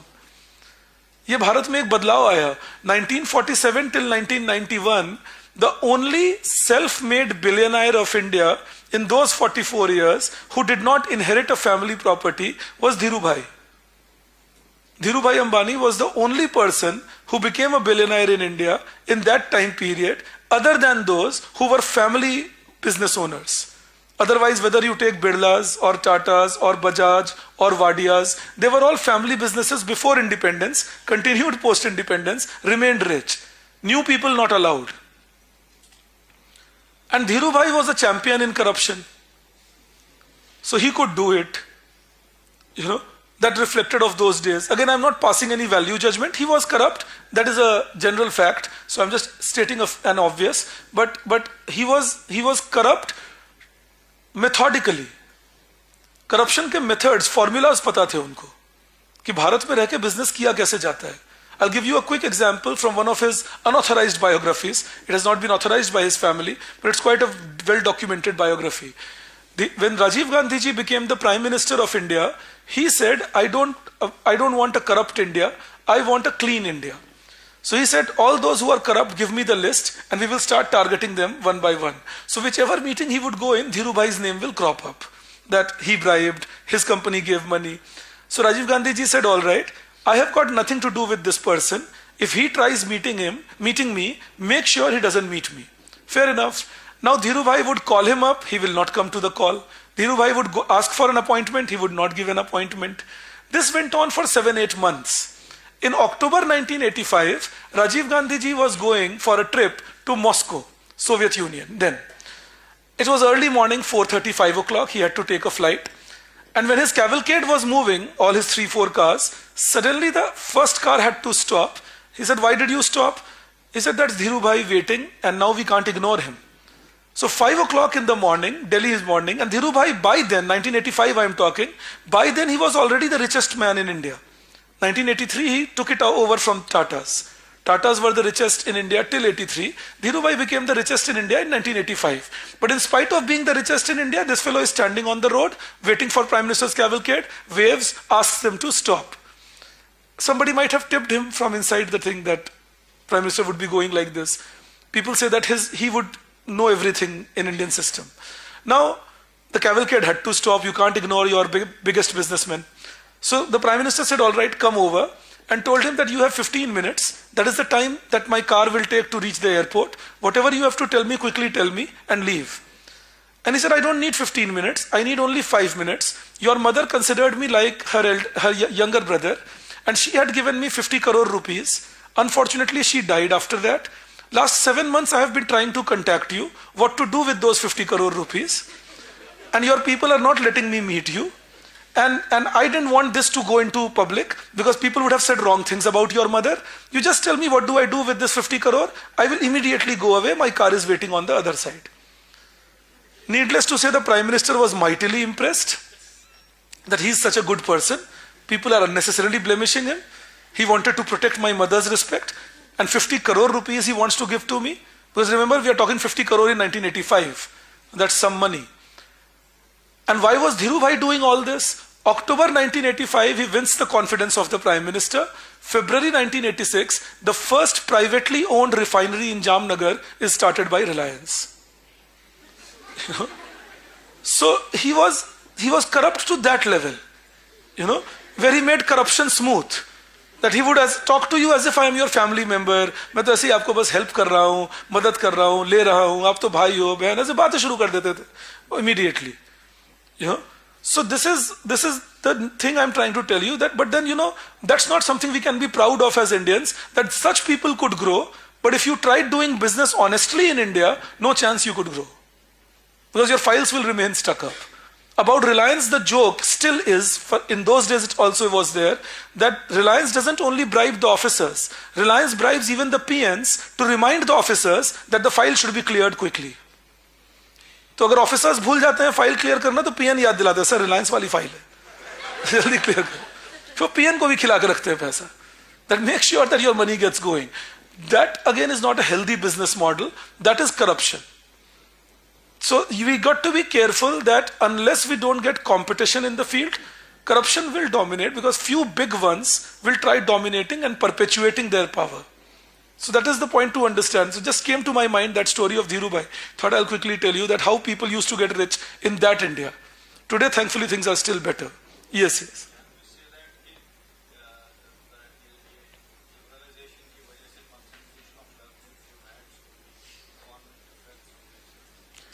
Okay, tell me this.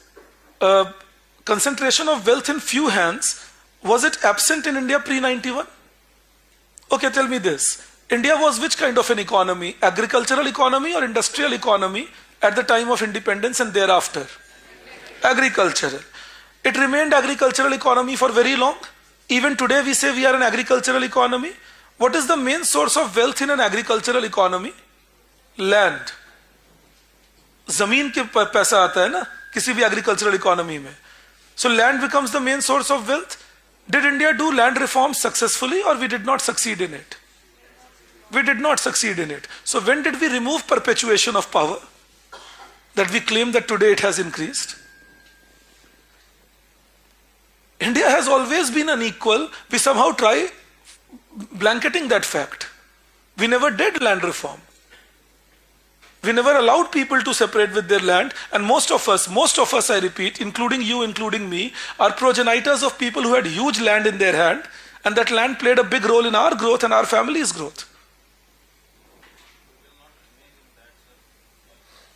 Are we a part of that rich thing or not? Absolutely, we have been needing such policies since 47. So why blame liberalization for something that has existed pre-liberalization? ये सोच के देखो, liberalisation को उस बात के लिए क्यों ब्लेम किया जा रहा है जो लिबरलाइजेशन से पहले भी थी भारत में.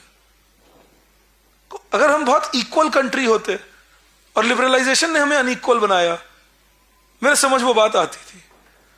हम तो इक्वल उस वक्त भी नहीं थे. हाँ, उस वक्त एक बात थी, ज्यादा लोग गरीब थे, तो सब गरीब तो सब बराबर. If everybody is poor and 99% people poor, they will all look equal. Liberalization changed that. Liberalization started making a situation where your farmer's son, say I am a landlord and you are my farmer, your son gets educated well, develops some skills, goes to the city, gets a job in a company, develops over 10 years and starts earning 2 lakh rupees per month. And my income is also 2 lakh rupees per month, being the big one in the rural area. Now you are almost equal to me. I will surely resist that. ये मुझे बुरा लगेगा. और बुरा लगेगा अगर मेरा बेटा अफीम खा के पड़ा हुआ है, क्योंकि वो गांव में जमीन पे रह गया. और इस बीच में आप मेरे किसानी करते थे, आपका बच्चा पढ़ लिख गया, पढ़ लिख के शहर चला गया, नौकरी कर ली, ग्रो कर गया. कितना तकलीफ होगी मुझे. ऊपर से तो मैं कहूंगा नहीं नहीं अच्छा लगता है, आप भी तरक्की किए. अंदर अंदर लगा, हे भगवान, अब मेरा खेत पे कौन काम करेगा, इसका बच्चा तो पढ़ लिख गया. That is the challenge of today's India, if you ask me. I'm not at all saying we are equal. We are unequal, inequal. That's why I taught you inclusive growth. But it is not a post-liberalization challenge. The challenge has always existed in India because asset redistribution has been very pathetic in India. You understand that? That is the challenge, if you ask me. Yes, liberalization has aggravated it because earlier there was nothing called middle class in India. We were either poor or rich. वो तो हम नाम के लिए middle class बोलते थे. Now India has a new middle class, which is growing. So those who have not been able to upgrade will definitely resist those who have upgraded. Or those who were upgraded and now are getting caught up will resist that. So that is the factor to keep in mind. Also remember, when I am very poor, I don't mind what the richest are doing. What I need is whether you are able to give me the basic standard of living or not. आपको इस बात से कोई मतलब नहीं कि अनंत अंबानी का वजन कितना है. आपको इस बात से मतलब है कि आपको नौकरी मिलेगी या नहीं मिलेगी. समझिए आप मेरी बात. तो डिप्राइवेशन अगर एब्सोल्यूट है तो उसको ठीक करने की कोशिश होनी चाहिए. वो पहला टारगेट होना चाहिए. That if I have too many people in my country who are living a deprived life in absolute terms, work on their improvement rather than talking about some metaphorical gap between rich and poor and then letting the poor remain poor in the process. Make policies to uplift the poor without resisting the growth of the rich. What should be done? And I will teach you that, how it can be done. But what should be done? If the growth rate of people who are poor can be faster than the growth rate of those who are rich, then rich can grow and poor can grow and the economy can grow. Rather than saying that, no, hang on, stop the rich from growing, and in the meantime, then we will see if the poor can grow. That is the dangerous ploy. In the process, power gets perpetuated in few hands.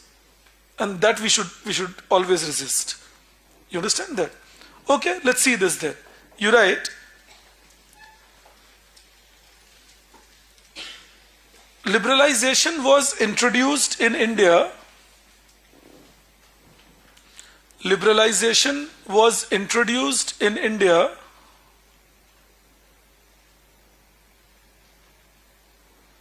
in following ways. Liberalization was introduced in India in following ways, and you give a heading 1, industrial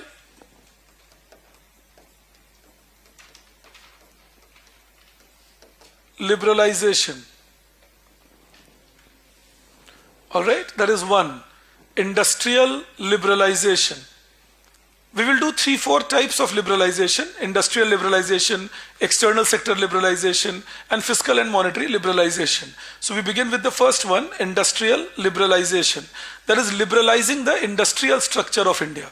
That how industries would be liberalized. Liberalized, we all understand, simplifying the rules, making them easy for everybody to understand so that everybody can participate in the economic activities. All right. So in industrial liberalization, you write A,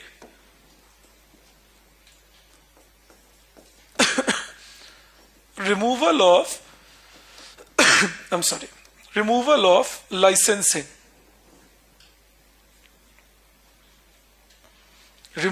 of licensing. I hope you recall licensing. Licensing would be the process by which only government could permit who could enter, who could not.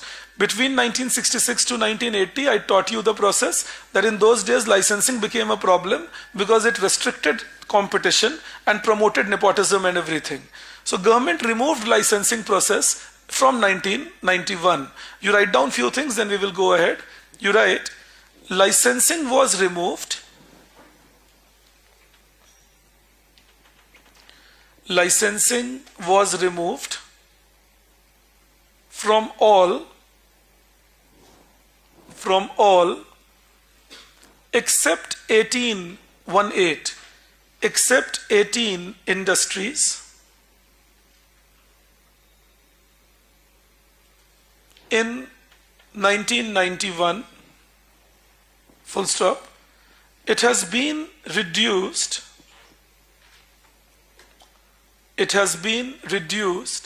to 5 industries.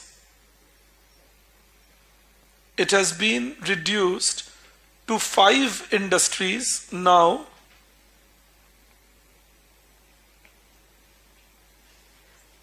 They are, I'm giving you the name of these 5 industries where licensing is still needed, so that in prelims if they ask you, you should know which are these industries. First one, you write alcohol,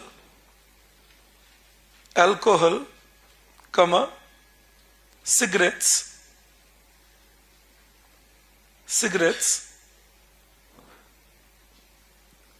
comma,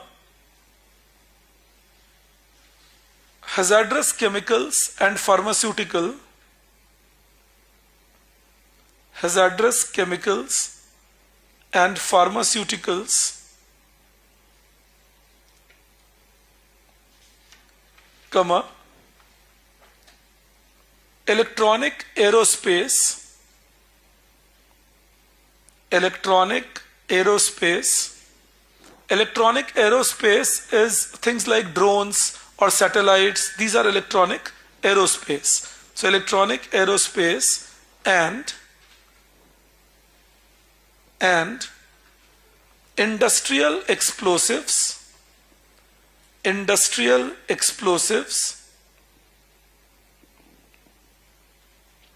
or defense ordnance. Industrial explosives और defence ordinance.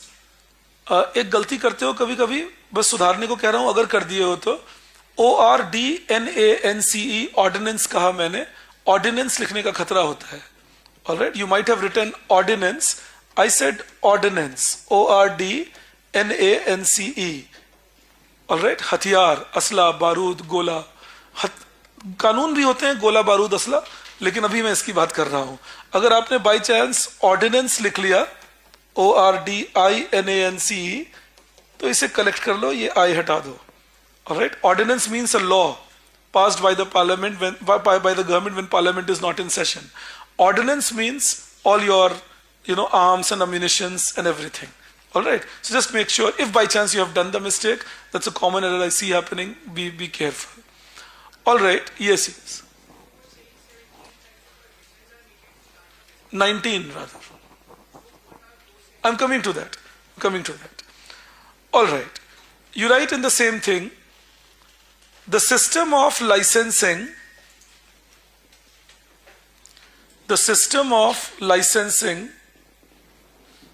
has been replaced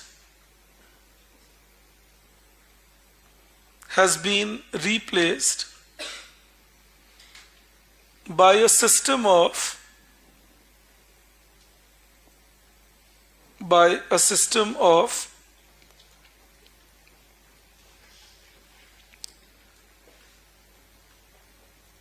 conditional permissions.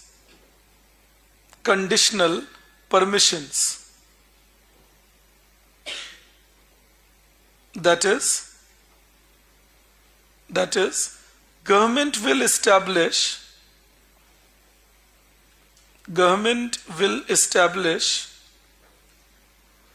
a set of conditions,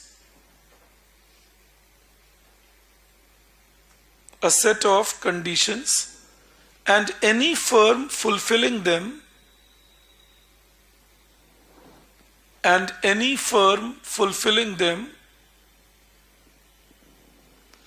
is free to enter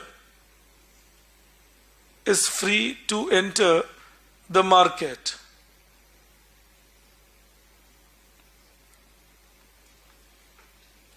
It has two advantages over licensing.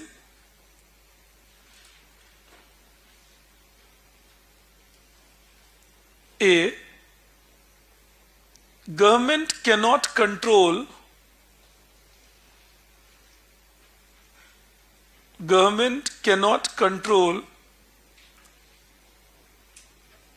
who can enter the market. Government cannot control who can enter the market.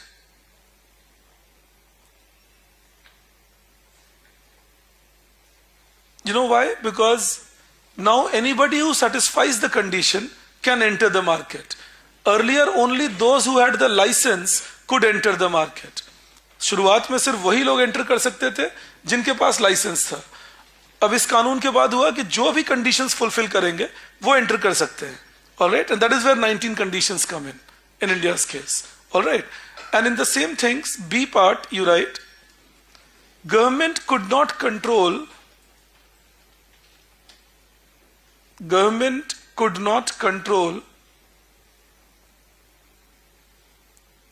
timing of entry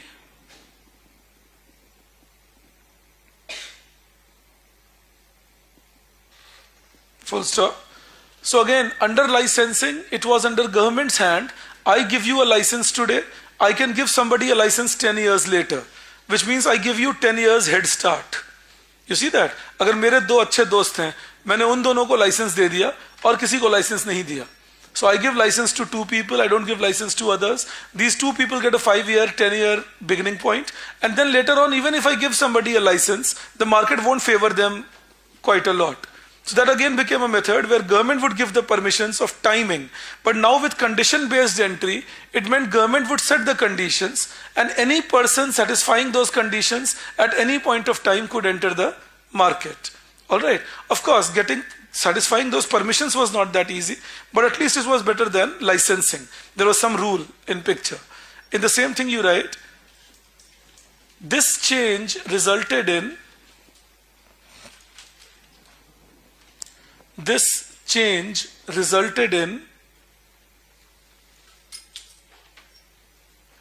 more competition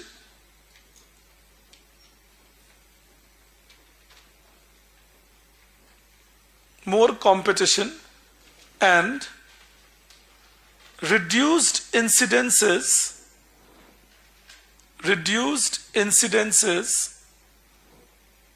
of nepotism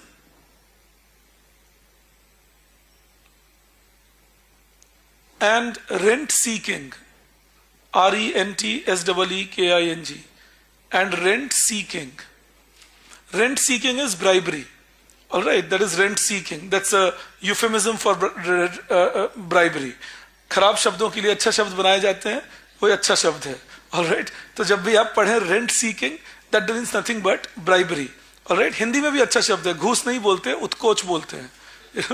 There is a nice word in Hindi also for it. But anyway, so rent seeking is the term for it, bribery. Now, because the discretion was reduced, understand that now the discretion to give license, timing of license, all that was reduced. Rather, it was said that anybody who satisfies the condition at any point of time can enter the market. So this was removal of licensing. Second, then you write B,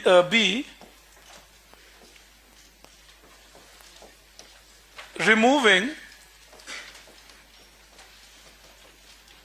exclusive rights to produce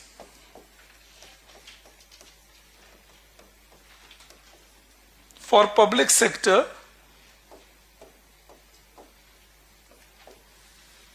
from 17 industries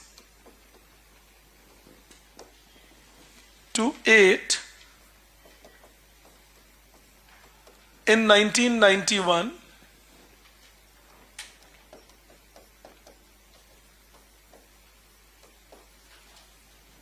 and it was further reduced to 3 industries, that is railway, nuclear energy,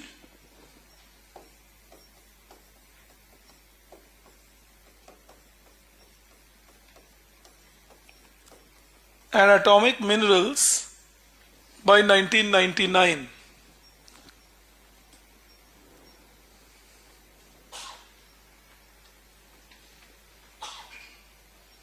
Yes, that is the challenge, of course, Parth, that if the government comes up with onerous conditions like they have done an infrastructure project, then that favors the bigger ones, and that is the challenge we face in India today. So that is what, but still remember, it gives some opportunity to few new ones, like say a multinational, to enter the field rather than what it used to be in the past. But of course it's a challenge that if government keeps even changing the conditions, it will be a challenge.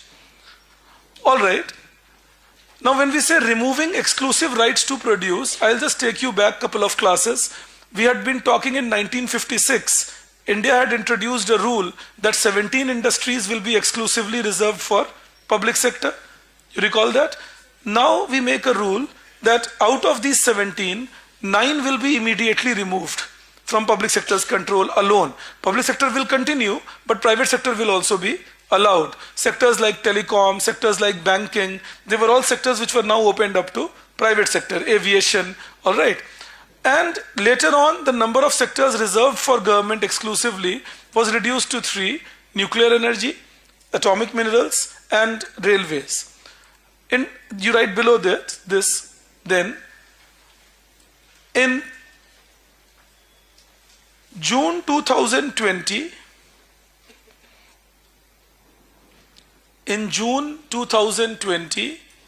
under Atmanirbhar Bharat announcements,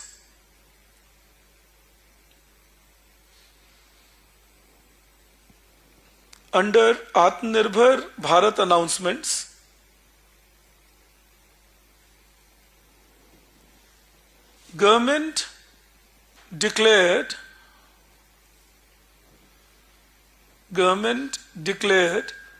that no industry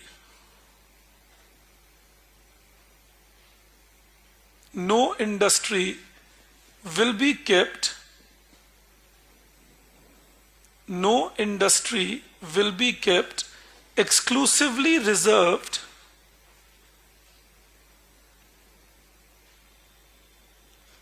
for public sector. No industry will be kept exclusively reserved for public sector. ये announcement सरकार ने आत्मनिर्भर भारत के समय किया कि हम सभी इंडस्ट्री को प्राइवेट सेक्टर के लिए ओपन अप कर देंगे. We will open up every industry for private sector. No industry will be kept exclusively reserved for public sector. Then अब सुनना मेरी बात पहले ध्यान से. In 2021 they made one more announcement. They said that we will declare certain industries as strategic and core, and only in these industries will public sector stay. In all other industries we will fold up the public sector. Alright 2021 में announcement किया कि हम कुछ industries को strategic और core industry का नाम देंगे और इन्हीं इंडस्ट्री में अब पब्लिक सेक्टर कंटिन्यू करेंगे. बाकी सभी इंडस्ट्रीज इनके अलावा उनसे हम पब्लिक सेक्टर को निकाल लेंगे, वहां पे सिर्फ प्राइवेट सेक्टर ही चलेगा. Do I believe I reach you on this? Alright, so you please take down below that. In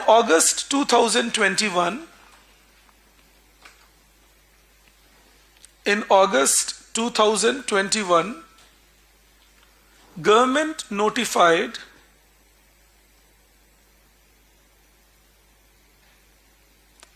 four categories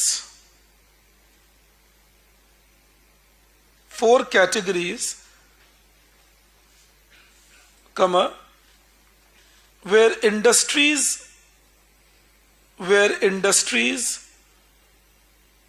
were defined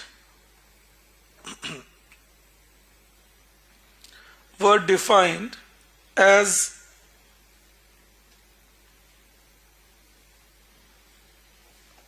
strategic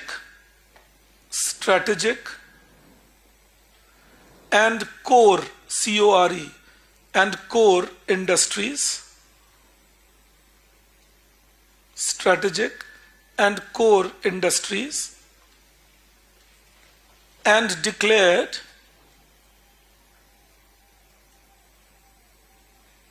that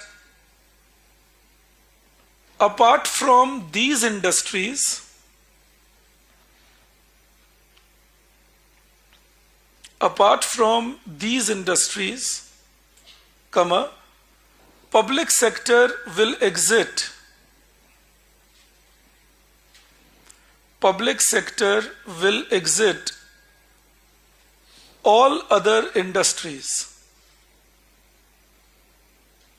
public sector will exit all other industries. Full stop. Private sector was allowed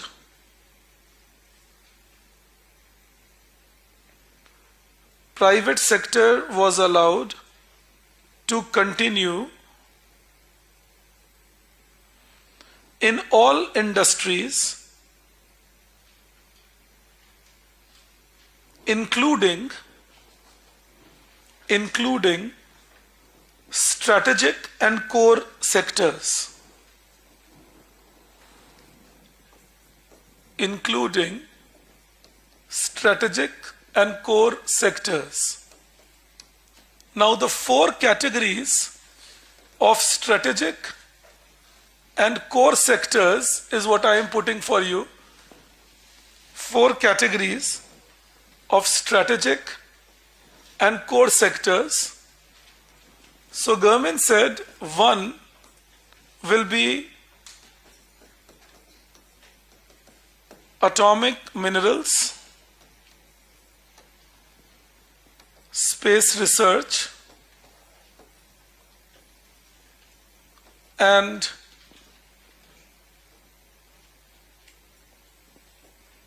defense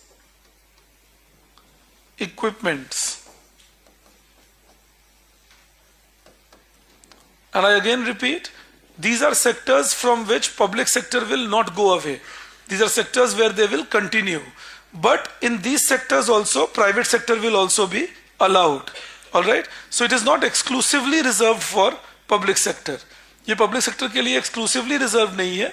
Public sector भी रहेंगे और private sector भी रहेंगे. But जो sectors मैं यहाँ लिखूं, उनके अलावा public sector बाकी industries में नहीं रहेंगे, ऐसा सरकार ने announce किया. अभी उसे implement नहीं किया गया है. It has not yet been implemented. The government has announced this as yet. Then the second thing they said, transport and telecom. Transport and telecom. Third, and remember, telecom also includes broadcasting.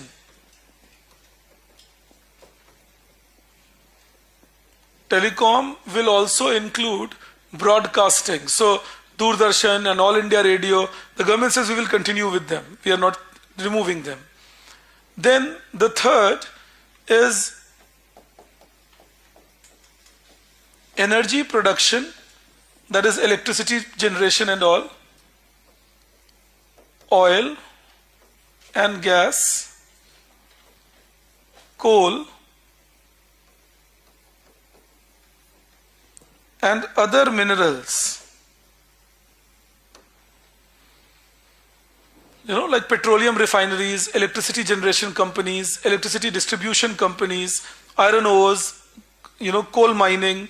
Government says again all the government companies in these sectors will continue, or the new ones can be opened up, and the private sector can also compete. And then fourth, banking,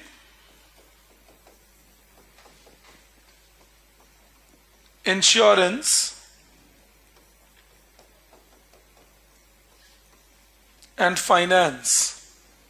Banking, insurance, and finance. From your prelims point of view, please keep these things in mind. These are the sectors that the government says where public sector will continue, private sector will also prevail, and apart from these sectors, if there exists a public sector in any other area, then government will gradually fold out, either sell them off or close them and so on. Alright, for example, running a hotel won't qualify here. Alright, so सरकार hotel चलाने में से बाहर आ जाएंगे. अभी हम चलाते हैं, सरकार का होटल चलता है, जैसे ITDC group of hotels. Alright, so the government says we will not run the hotels anymore, and we will not be making motor pumps anymore, and we will not be making ball bearings anymore, and so on. That is the idea. Scooters, of course. So they say this across here, but again I repeat, they announced it in 2021. The implementation is still in the progress. It has not been on the ground. Alright, then you write the third point. Like this was about public sector thing. Then you write the third point. So in removing licensing, removing exclusive production rights, now the third one. All right. So in third one you write removing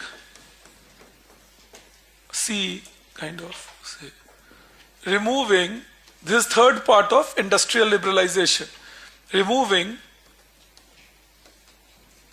administered price mechanism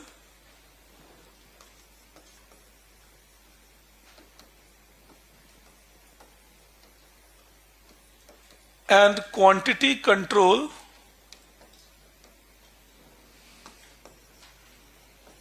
from all industries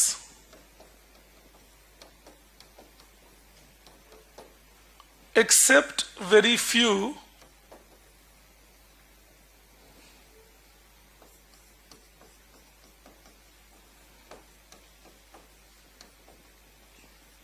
covering essential commodities. So government said the example of steel and cement that I was giving you in the beginning of the class today. So the government said we are removing administered price mechanism, we are removing quantity restrictions, you are free to produce what you would like to. Some have been kept under government control, like certain industries in food processing, certain industries in defense equipments. There some government control exists, but otherwise in majority of industries the government says that you are free to produce and develop. And then you write D,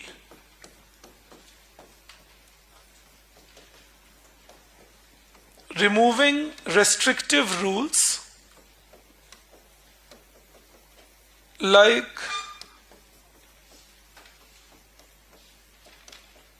monopolistic and restrictive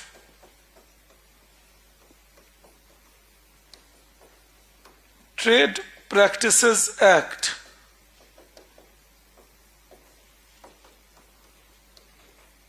MRTP Act 1969. Monopolistic and Restrictive Trade Practices Act, like MRTP Act 1969. So removing administered price mechanism and quality control from all industries except very few, and then removing restrictive rules like MRTP Act. I'm going to teach you this. If you recall, I was telling you that I will teach you this rule with liberalization. I'm bringing it across. So when we say MRTP Act, the rule was introduced in 1969 supposedly to control the growth of large firms. यहाँ एक और बात समझना, आगे बढ़ने से पहले ये सिखा रहा हूँ. Before I go ahead, I'm teaching you this. When I was answering a question, that should we allow competition, and there was a good enough question where you asked me that won't that lead to dominance of the corporates? But that is the key to keep in mind. If you give excessive power to government, they will then do things which the economy will not be able to justify, or economy will be suffering from. If you give a lot of power to corporates, exactly the same thing will happen. So the real thing is to maintain a balance. In India's case, the balance is heavily tilted in favor of the government. So the reforms were needed for that and still needed for that. All right. ये कहना कि नहीं देखो America में बड़े firms सरकार को भी इन्फ्लुएंस कर सकते हैं, क्योंकि अमेरिका में ये हो रहा है. You understand that? That doesn't mean that it will happen in India. It depends on our starting point, no? You understand that? That it is where you start. So when the starting point is one, like say today we talk about women empowerment. Why do we talk about women empowerment? Why not male empowerment? Does that not mean males are not exploited in many cases? Of course they are. Some women do misuse the law and invoke it on the males. But when you look at the starting point of India, on an average what's happening in India, we see that females are the ones who are exploited comparatively more. They are the ones suffering. So they said that look, female empowerment is important, and there is continuous talk like say Beti Bachao, Beti Padhao and so on. My point is, your initial point decides which side you will focus more upon. United States is a country where there is a lot of dominance of corporates, so they need to focus on some more power to the government. India is a country where there is a lot of power to the government, so we need to make sure that there is more liberalization in the system. Do I believe I'm reaching you better now? Alright, so never ever think in absolute terms, it is always relative. किनके पास ज्यादा power है? जैसे हम कहते हैं ना, हम market, हमारे यहाँ कुछ लोग बोलते हैं इंडिया कैपिटलिस्ट इकोनॉमी बनता जा रहा है, मार्केट इकोनॉमी बनता जा रहा है. बनता जा रहा है तो अपने आप में एक इनकम्प्लीट सेंटेंस है. Understand that. मैं मान लो आज 97 kg का हूं, 95 kg का हूं, 100 kg का हूं, 110 kg का हूं, कुछ ऐसा हूं. अभी मैं 10 kg कम हो जाऊं तो आप कहेंगे विभास सर दुबले हो रहे हैं, पर विभास सर मोटे अभी भी हैं. इंपॉर्टेंट बात यह समझने की है. You can always say that oh sir is losing weight and sir is becoming fitter. Is becoming, is losing, is present continuous. It doesn't mean I have become one or I'm even close to becoming one. So when somebody says, oh, India is privatizing, there is more dominance of market, we are becoming a capitalist economy. Well, if these are the extreme, this is socialist, this is capitalist. If India's mixed economy started here and India has reached here, that doesn't mean India has become capitalist. Do I believe I can explain this to you now? So always when you read these things in the newspaper, develop it with that perspective कि हम थे कहां और हम फिर क्या बने हैं. ये कहना कि नहीं हम तो बनते ही जा रहे हैं, अब तो धीरे धीरे मार्केट इकोनॉमी हो जाएगी, सब कुछ प्राइवेटाइज हो जाएगा, ये सुनते सुनते मैं 17 से 47 का तो हो गया. I was 16-17 when all this talk started in India. India will privatize, no control of the government will there, private sector will dominate big time, there will hardly be any government to be seen, this will happen then, that will happen then. Now I am 47, I still see the same talk happening while the control of the government is still continuing. That speed of reform if we have, then that means even by the time you guys would die I am saying another 70-80 years, we will still be an economy which might have reached here, even if we believe the progress continues. And then we will be in balance. Right now we are heavily tilted. मैं ये मजाक हमेशा करता हूं, आपसे भी कर रहा हूं, that जब हम लेफ्ट और राइट की बात करते हैं ना, लेफ्टिस्ट राइटिस्ट, पहले पता करना चाहिए सेंटर कहां है. हर देश का सेंटर ही अलग अलग होता है. अगर ये ग्लोबल सेंटर मान लूं एक मिनट के लिए, अमेरिका का सेंटर ही ये है, तो उनके लेफ्टिस्ट भी राइटिस्ट हैं. उनके यहां जो हम बात करते हैं ना, Bernie Sanders and even Joe Biden and so on, Democrats, and we say these guys are leftists in America. They don't talk about public sector, they don't talk about government control, they talk about free distribution of food, they talk about free distribution of money to people, but they don't talk public sector there, and they don't talk about government control, because they grew up in a different system. So even their left is right. In India's case, if I believe this is the center, our center is somewhere here. So even our right is left. That is why even when Modi ji is considered a right-wing prime minister, and they talk a lot about privatization, all these things that I made you right, but end of the day, when it comes to actually taking the step, they are not convinced and they don't do it. बोलते हैं कि मैं सरकार का कम कर दूंगा structure. कम कहां है सरकार? सरकार के खर्चे 20 लाख करोड़ से 45 लाख करोड़ हो गए पिछले 9 सालों में, और हम कहते हैं सरकार की कम ही हो रही है. The first budget that Mr. Jaitley had presented in 2014 was a budget of 21 lakh crore. And the last budget that Ms. Sitaraman presented in 2024, 23-24 that is a budget of 45 lakh crore. Government budget has increased by 110% in the last 9 years. Where is the situation of less government in India? We still have more than 1700 public sector enterprises in India, state and central combined. So saying that India is becoming capitalist is a travesty. Understand that. तो relative को कभी मत भूलो, relative में बात चलनी चाहिए. वो लेफ्ट राइट की जब हम बात करते हैं, और इसी कंफ्यूजन में बहुत लोग बाहर भी हैं. Obama believes that India's right should be punctured so that America's right can be punctured. So he goes ahead, criticizes Mr. Modi, says, oh, India should be careful. हमसे मतलब ही नहीं है उन लोगों को. ये तो अमेरिका के 2024 के प्रेसिडेंशियल इलेक्शन की तैयारी हो गई है। माइनॉरिटी के राइट्स उनको ध्यान रखने चाहिए। किसी और देश के बारे में बोलो ताकि जब अपने देश में बोलने की बात आए, ब्लैक्स, हिस्पैनिक्स, तो टारगेट करें, क्योंकि ट्रंप फिर से खड़े होंगे एज उम्मीदवार। इसकी काफी ज्यादा चर्चा हो रही है अमेरिका में, that Trump will be again a candidate for presidentship. So the jibe was on Trump, mister Modi was an incidental collateral. It just came as a damage. Jibe तो ट्रंप पे लिया जा रहा था कि जो लोग बोनहोमी में और एक रूपता में नहीं चलते वो डेंजरस है। अब ये बात अभी ट्रंप को कहां से लाकर बताएंगे, क्योंकि ट्रंप तो है ही नहीं कहीं सीन में। तो बोलते नहीं, किसी और को टारगेट करो, लेकिन लोगों के दिमाग में ये बात जाए that I am for this. So try understanding that. The whole world is going through that whole process. But in every country, the definition of left and right is very different, and people identify themselves very differently. So if somebody says I am a right winger in India, try checking their economic pulse, and you will see a huge left winger emerging from inside. You know? So ये हमेशा दिमाग में रखिएगा। हमारे यहाँ right wing के लोग बड़े कम ही हैं, बहुत कम लोग तुम्हें मिलेंगे, बहुत कम, जो कहेंगे हाँ let's liberalize and let's globalize. That's right wing economics. In India, you rarely find such people. And then people said, Professor Amartya Sen is a left winger. That means people have not read any of the 13 books that he has written. He talks about privatizing public sector. Which left winger in India will talk about that? He talks about social security. That doesn't make him a left winger necessarily.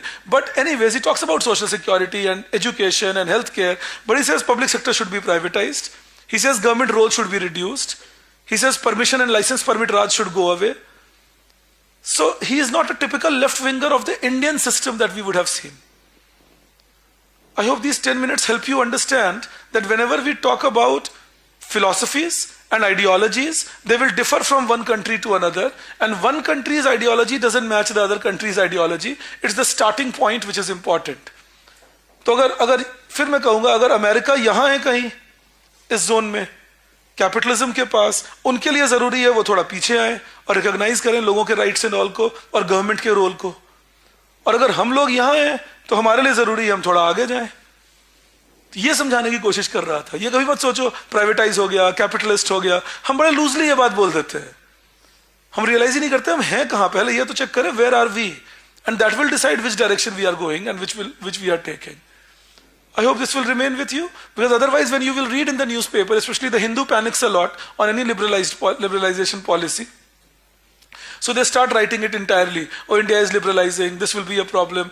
अब अभी तुम्हें एक example देता हूं मैं.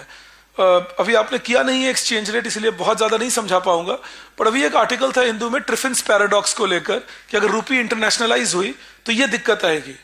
तुम सोचो, रूपी इंटरनेशनलाइज होने के दूर दूर तक कहीं पास नहीं है. हम जितना मर्जी एफिल टावर यूपीआई से देख लें, but rupee is not even close to being internationalized. Out of total global trade that happens, only 1.3% uses rupee. So we are not even close to be internationalized. Nobody is accepting rupee as easily in international arena. But अभी से हमने article लिखना शुरू कर दिया कि रूपी अगर इंटरनेशनलाइज हो गई तो खतरे कितने हैं इसमें. You understand that? It's like तुम, मैं बाहर नीचे जाऊं मैं, तुम कोल्ड ड्रिंक्स पी रहे हो, मत पियो, सोडा है, तुम बीमार हो जाओगे, तुम्हें डायबिटीज हो जाएगी. तो तुम मुझे हिला के बोलोगे ना, बुढ़ाऊ तुम्हें हो जाएगी, तुम्हारी उम्र हो गई ये सब नहीं पीने की.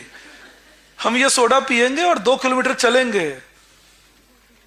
तुम लिफ्ट लेके ऊपर नीचे करते हो, तुम सीढ़ियां नहीं यूज करते, तुम भागते नहीं हो, तुम गाड़ी में बैठते हो, खुद भी नहीं चलाते, ड्राइवर चलाता है. आलसी आदमी हो तो सोडा मत पियो कम से कम, तुम्हें डायबिटीज हो जाएगी. और तुम 40, 45, 50 साल के आदमी हो, तुम्हारी मेटाबॉलिज्म वीक है. मैं 20-25 साल का हूं, 4 किलोमीटर चल सकता हूं, बाहर दौड़ता भागता हूं, दोस्तों के साथ घूमता हूं, मैं 2 सोडा भी पी जाऊं सब पचा लूंगा. यह समझाने की बात कर रहा हूं that starting point is the key. Rules that suit me don't suit you. And initial days I can, if you are taking a cold drink today, any drink for that matter, but say cold drink, you know, today, that won't interfere with your diabetes tomorrow unless you don't do excessive of it. So my warning to you should not be that you should not drink it. My warning should be careful. If it becomes excessive, then this is a challenge you might face 20 years later. पर अखबार में article कैसे आता है? जैसे ये challenge कल आने वाला है. बस यही तुम्हें क्लैरिटी देना चाहता था कि जब पढ़ो तो इनको कॉन्शियस रहो कि क्या ये चैलेंज कल आने वाला है, क्या ये बदलाव जबरदस्त हो गए हैं, और is the process just started and these people are objecting. So be careful when you read newspapers. Gradually, as you train your mind like this, you will be able to be more objective in your analysis rather than, taking everything as universal truth. Okay, then we go into this MRTP teaching. You write below this, MRTP was introduced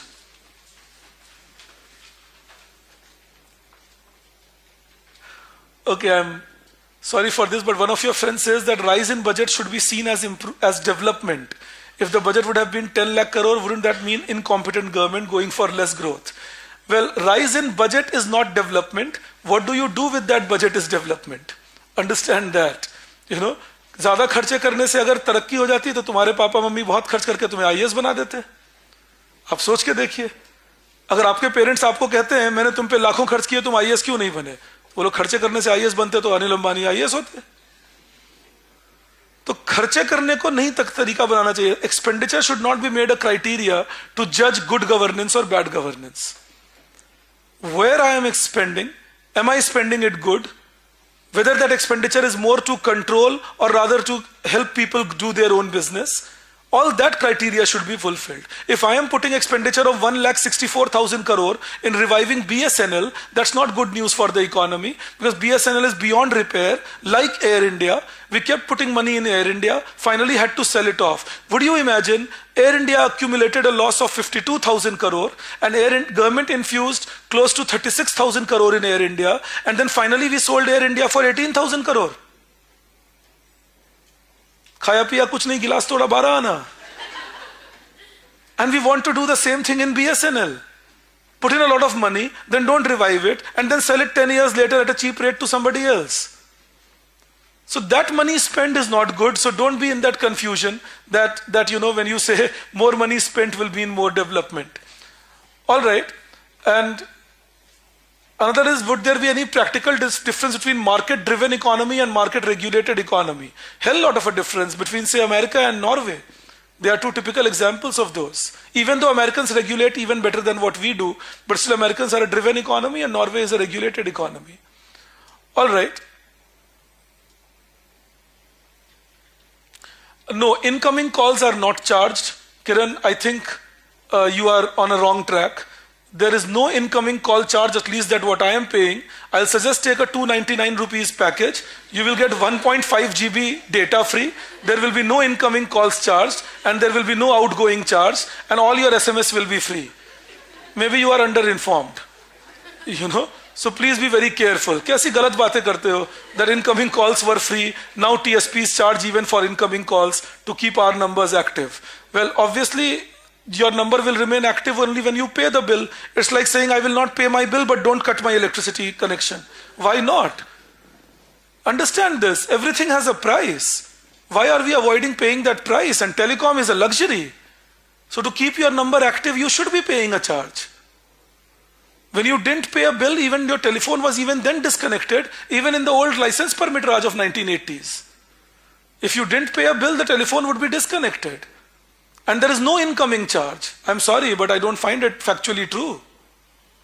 So why write factual incorrections? There is rather no outgoing charge also. India is one of the cheapest country when it comes to telecom services. I remember when I was in US, I would call from there to my family and couple of more people, because telecom rates would be cheaper there. Now in India, again, I call my friends to US because telecom rates are cheaper here. They can't even dream of the internet rates that we are paying over here. So Kiran, I hope you wake up properly and understand this. There is no incoming call charges in India, but if you want to keep your number active, everybody got to pay that charge. Otherwise, if you are not using your SIM card and you are not paying the bill, anybody is liable to terminate your entry point there.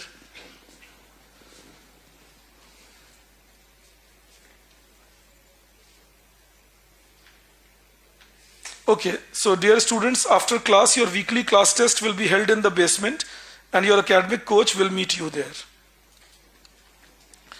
All right. So I hope, Kiran, you are better informed now. So the telecom service providers, again I repeat, are not charging for incoming calls. Unnecessarily wasted internet, isn't it? All right. Let's see. मैं तुम्हें एक ही बात बताऊंगा फिर से. खुद को ideological binding से निकाल के ये बातें सोचो. किरण भी जो लिख रहे हैं उसमें लिखते हैं I agree the services are better but services are costly. Seriously ask my generation and you will realize what costly service was, especially people like us who were in a long distance relationship. we had it in those days. 36 rupees per minute used to be the call charges on a landline. 36 rupees per minute, and then all of us would wait till 9 in the evening when it would become 18 per minute. And if you went after 11 at night, which was almost impossible in those days, but then you would pay 9 rupees per minute. Thank God you guys have not seen those days. आधों का breakup तो वैसे ही हो जाता. जो video call पे होती है ना बातें, वो सब खत्म हो जाती थी, आता ही नहीं कुछ.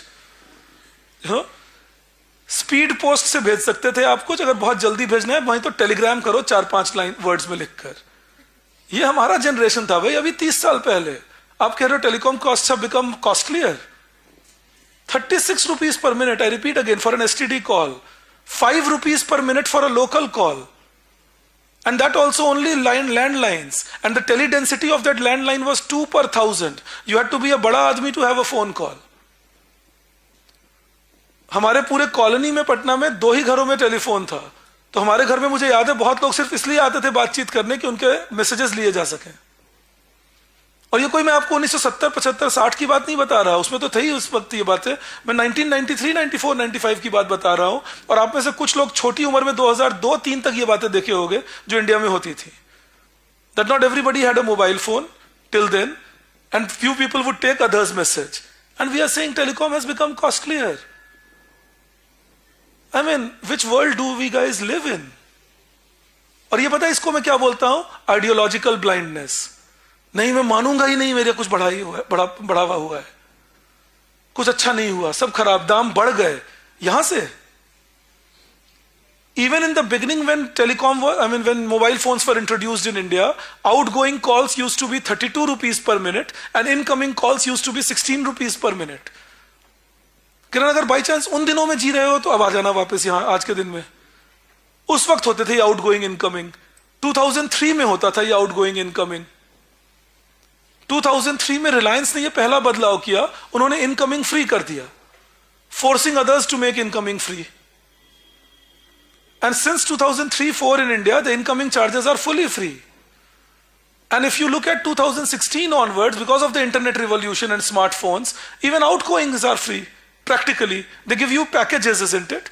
Take this package for 245, 299, 440, 457, and they say this much of data free, or the data pack involved, these many messages and these many calls.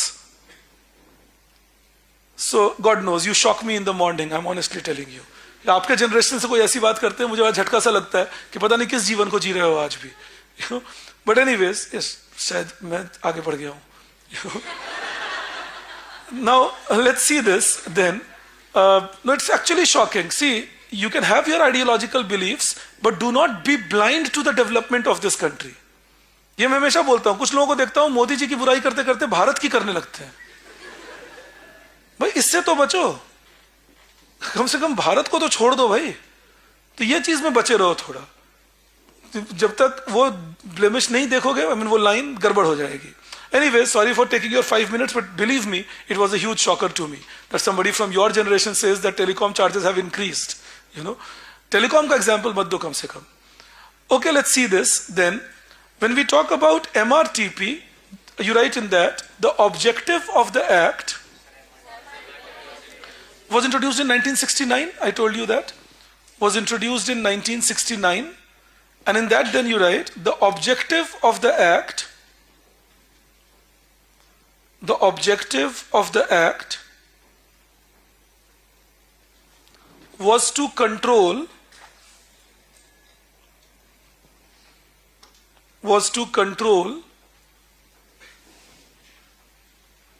dominance of single firms.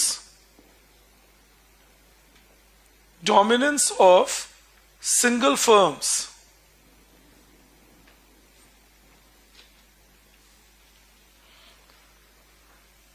Then you write, firms were identified as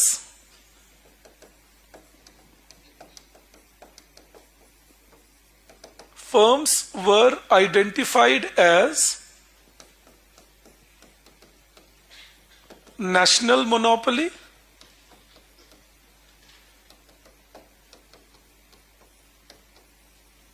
if investment is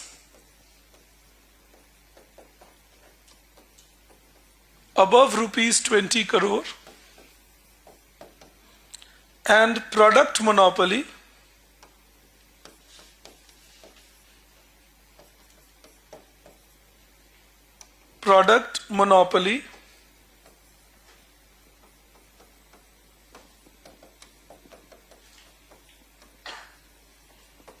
if investment was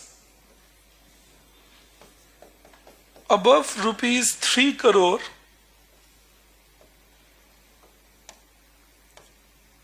investment was above rupees 3 crore, and the firm controlled more than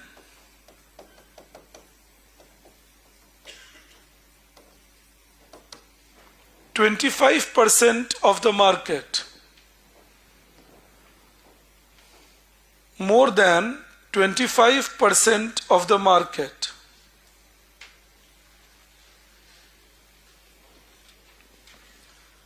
Again, please understand this. If the firm was too big, selling multiple commodities like Tata Group or Birla Group, then it was said that your maximum investment limit is 20 crore. And if the firm was one product firm, like say A1 Cycle kind of something, then it was said that your maximum investment limit is 3 crore rupees. And you should also be selling more than 25% of the market. That is, if the market sells 100 rupees, then you sell 25 rupees out of that at least. Do I reach you on this last thing? If the market sells 100 rupees, then you sell 25 rupees at least out of that. So these firms, and it was said that once a firm qualified in any of the two categories, once the firm qualified in any of the two categories,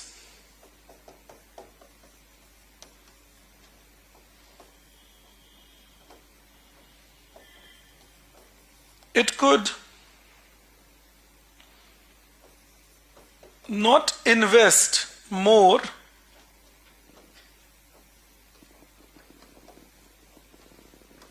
without the permission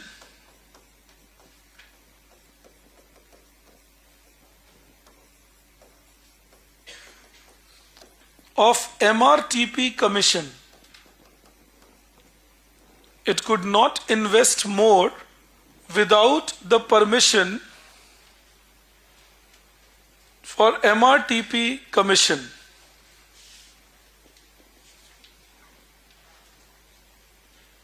Rakshit, you are making a cardinal error there. When will the government buy from producers at a cheaper rate? At that time, what is the price in the market? High or low? And will the producers get low price then or high price if the government buys from them? Isn't it? Think of it. I understand early morning these things arise. No, honestly I'm telling you, ये तुम्हें जानबूझ के push करता हूं तुम लोगों को सोचने के लिए, मेरा काम है ये. हमेशा सोचो, जब मैंने कहा सरकार कम प्राइस पे खरीदेंगे, so government will buy at a lesser price when the market is giving even lesser. So if the market is giving you 1 rupee per kg and government offers you 5 rupees per kg, as a producer you are not losing out, you have somewhere to sell that product. And then when the market is taking 20 rupees per kg for the same product, and if government can supply at 10 rupees per kg, again the consumers are not worse off. You understand that? तो खुद को apply करते रहोगे लगातार. Rakshit, I hope you got the example. Yes.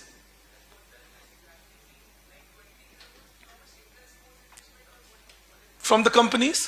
If I am, say, Tata Group, if I have invested more than 20 crore, I will come under MRTP commission.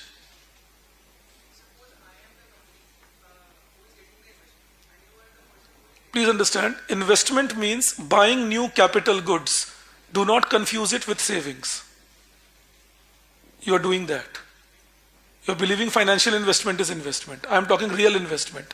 Investment in economics. Buying a new capital good. So you will be a company which will buy the capital good. You won't get money from anywhere there. You understand that? From whichever source, that's not the concern. The concern is, are you buying capital goods more than 20 crore rupees or not? 1 year? Yes. All right. Now see, the companies started getting worried by this. उनको लगा अगर मैंने investment ज्यादा किया और वो investment कर कर मैं एमआरटीपी कमीशन के अंदर आ जाऊंगा तो पता नहीं मुझे परमिशंस मिलेंगे या नहीं, मिलेंगे तो टाइम पर मिलेंगे या नहीं, ब्राइब तो नहीं देना पड़ेगा. These were the problems that the company started having, that if I come under MRTP commission, whether I will get permission or not, if I get permission, whether I will get it timely or not, whether I will have to pay bribes, etc. for that. So that meant that the companies realized that, okay, do one of the two things. What? A, either stop growing, don't grow, don't invest more than 20 crore or 3 crore. Or B, grow but don't report. You understand that? And both were dangerous. So we say here that this resulted in two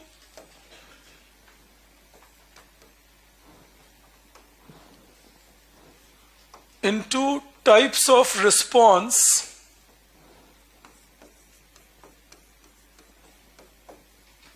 from the firms. A,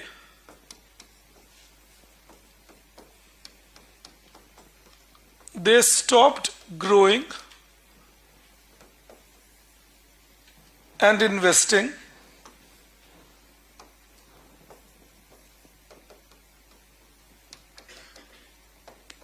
Which deprived them of economies of scale, deprived them of economies of scale.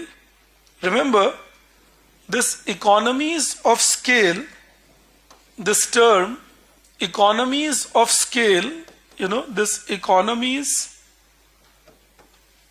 of scale means advantages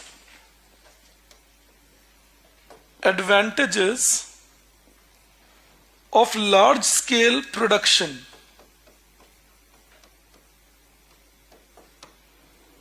Economies of scale implied advantages of large scale production. What are these advantages of large scale production?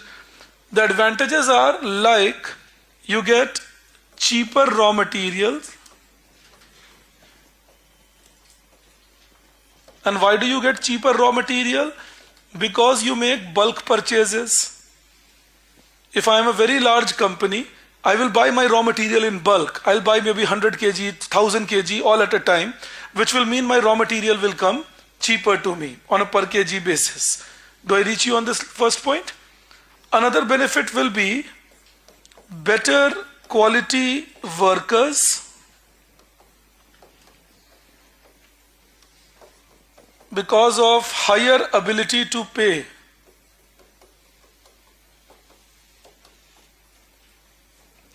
Better quality workers because of higher ability to pay. Another possibility is better technology,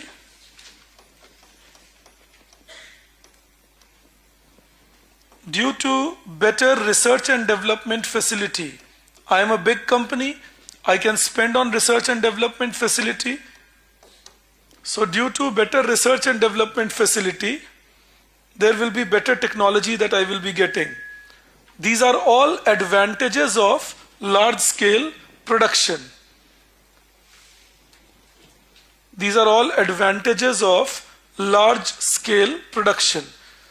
I can count more, but I'm just keeping it confined to make you understand. I hope you all understand what is economies of scale. That is when the companies grow, they can get these advantages. Now imagine some companies, because of the pressure of MRTP, stopped growing. You see that? And as they stopped growing, they were losing on these economies of scale. All right, or advantages of large scale production. And below this, you write B. This was A.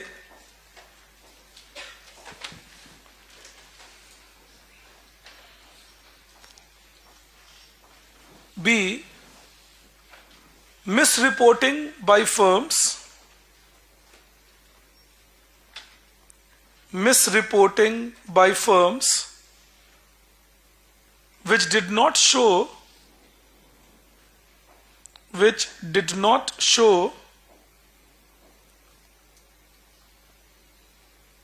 their actual extent of production. Misreporting by firms which did not show their actual extent of production. Actual extent of production.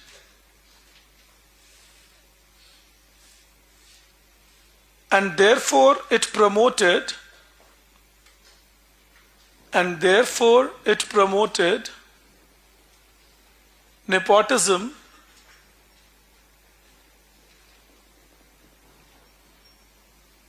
nepotism and rent seeking.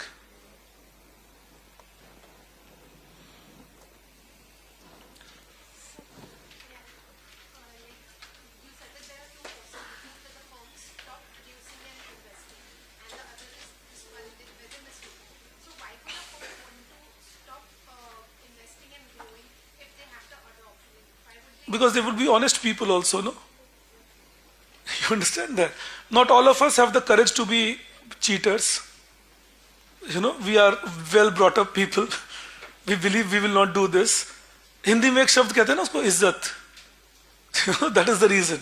That those who, in fact, you asked a good point, I'll tell all of you this, that you know, when you create such a system, and please correlate it to the system we had in 66 to 80 entirely, or 90 for that matter. So when you create a system where those who can give bribes will grow, when you create a system where those who can manipulate it can grow, then that means you are rewarding the dishonest, and the honest people who are not trained into doing all this and who are worried about doing all this will not grow. You understand that? And that again is a typical example of, in economics we have a term for it, adverse selection. That you are selecting the wrong one at the cost of right one. So what will the right ones do? They will leave the country, go settle somewhere abroad. You understand that? जैसे IIT से निकल के बाहर चले जाना उस वक्त उतना ही फेमस था जितना आज वहां से निकल के स्टार्टअप करने की बात करना होता है. You understand that? Today you will see good universities in India, IIMs, IITs, even some universities across. You will see that many of these children are already talking some startup and funding when they are in their final stages. In those days it used to be a single way. Let's go abroad. You know, even at Delhi school, I remember in our batch we were 150 people, 72 finally passed out and 43 went abroad. और बाकी भी जो 29 नहीं गए उन सब की civil services थी एस्पिरेशन. 27 की, 2 का अपना बहुत बड़ा बिजनेस था तो वो उसको संभालने को रुक गए. बाकी 27 के सिविल सर्विसेज एस्पिरेशन थी, वो यहाँ रुक गए. 43 हम नहीं तो बाहर भाग गए, और उस 43 में से हम 2 लोग लौट कर आए. उनमें भी एक वापस चला गया 2 साल पहले. अपने बैच का मैं अकेला बच गया हूँ अब. You know? So the point is that was our loss, or that is our loss, because then good people choose not to enter business. So this is something that the system was creating in those days. So what did we do? You change the paragraph and write, government removed MRTP Act. Government removed MRTP Act in 1991 and replaced it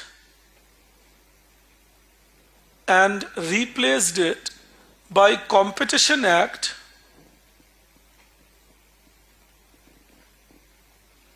in 2002. Now see, this delay costs us a lot. We remove an act, bring a new act, and we have an 11 years gap. अच्छा, आप अगला line लिखो, आपको मेरी पीड़ा समझ में आएगी. You write, under which Competition Commission of India was established. Competition Commission of India was established in 2009. And I will quickly tell you the story of this delay. 2002, the government passes Competition Act and says we will appoint a Competition Commission of India, and it will be headed by a retired High Court judge. That person will be the chairman. As soon as the government announced this, a PIL was filed in the court saying that if it is a retired High Court judge, then government should not make the appointment. The appointment should be made by Supreme Court. The Supreme Court accepted the plea. They heard this motion for around 3 years. In 2005, Supreme Court gave a judgment that yes, if it is a retired High Court judge, then Supreme Court will make the appointment. The government filed a review petition. The government said it is a retired High Court judge, but it is an executive post and not a judicial post, and therefore government should make the appointment, not the Supreme Court. The court again accepted this plea. They heard it for 3 years. In 2008, or November, they finally gave a judgment that if it is a retired High Court judge, then Supreme Court will make the appointment. Finally, in 2009, February rather, Competition Commission of India was established with a retired bureaucrat as its head. So, imagine 7 years we lose because of the turf war, that who will make the appointment. And you know what is my objection to it? That when you leave such a gap, then some people who are unscrupulous or dishonest get a chance to continue doing their wrong activities and make adjustments to the new law, and that gap harms rather than helps anybody. क्योंकि आप कुछ दिनों के लिए बिना कानून के रह जाते हैं, और उसमें उन्हीं का फायदा है जो कानून तोड़ना चाहते हैं या गलत काम करना चाहते हैं. You understand that? So this is something where we got to understand that laws should not only be proposed, but should be passed quickly and then implemented quickly. GST, we have done the same thing. 2005 GST was proposed. 2017 we could pass and implement GST finally. And even then some people were saying that it is done in a hurry. So we want to keep debating internally till eternity. That something is again a problem of India's reforms. Alright, that India's reforms don't progress on time. They just go on. आप सोचिए bullet train बनने की शुरुआत 2016 में हुई थी. For one reason or the other, now by no means are we going to complete it before 2028. Even if everything goes fine. This is wastage, lack of implementation that creates a problem. As it is, whether it's a good project or not, I will debate it with you when I'm teaching you infrastructure.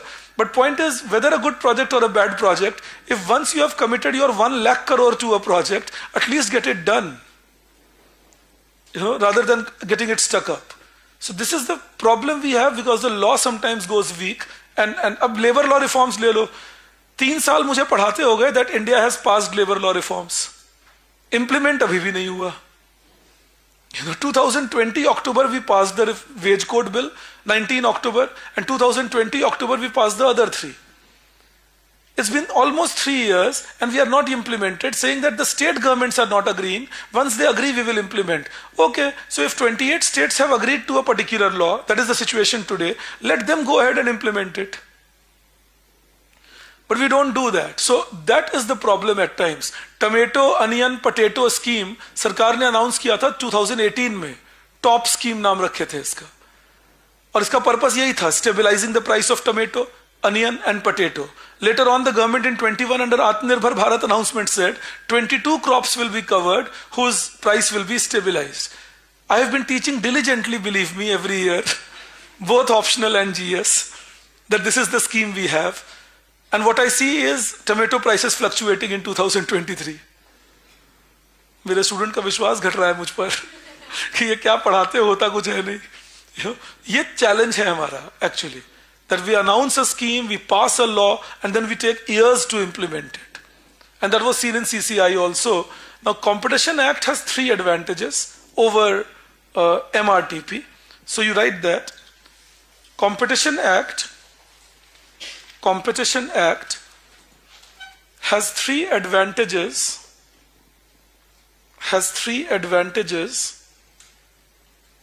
over MRTP Act.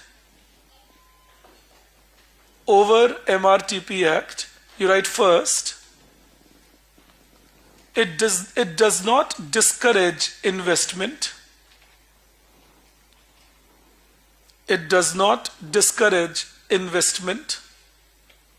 Well, what we mean by that is there is no restriction on investment in this. Like an MRTP Act, there were restrictions. You can't invest more than 20 crore. You can't invest more than 3 crore. In Competition Act, there is no such restriction. You go ahead and invest. All right. Second, you write, it can also penalize multinational companies.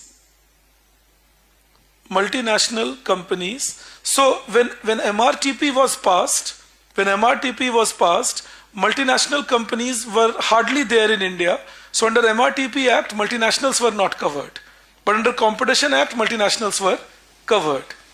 And then you write next, all decisions of Competition Commission of India,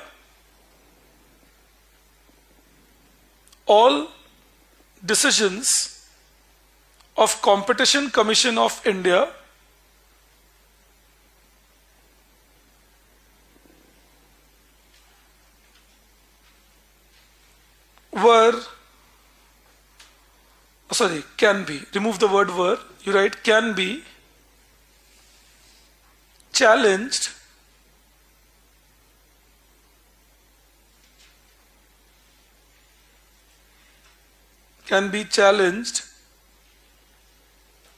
at National Company Law Tribunal. It's actually to the appellate body of NCLT. All right, the appellate body of NCLT. So National Company Law Tribunal, the appellate body,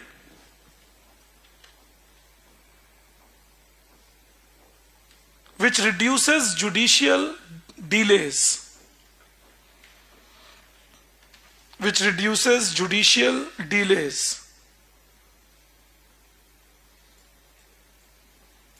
Judicial delays here means that you go to a high court and then you go to Supreme Court and keeps getting delayed and you don't get a resolution. So now you have an appellate body, you go to that, get it resolved rather than going to the court directly. All right, so these are the three advantages. I'll tell you in one line how MRTP and Competition Act are different. I was saying this in the beginning of the class.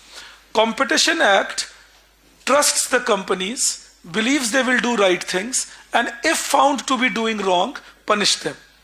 MRTP assumed if the companies grow big, they will definitely do something wrong, therefore don't let them grow big. So, it's about how much trust do you have in your citizen. As a citizen of this country, do you trust me that I have bona fide intentions? I will do the right things, and if found doing something incorrect, you punish me. But MRTP Act kind of acts were, I will believe you have malafide intentions. If you grow big, you will definitely do problems, and therefore I won't let you grow big. And what was the result of that? Those who wanted to grow big still grew big by bribing the officers, by manipulating their audits. Like one of your friend asks that was auditing not clear in those days.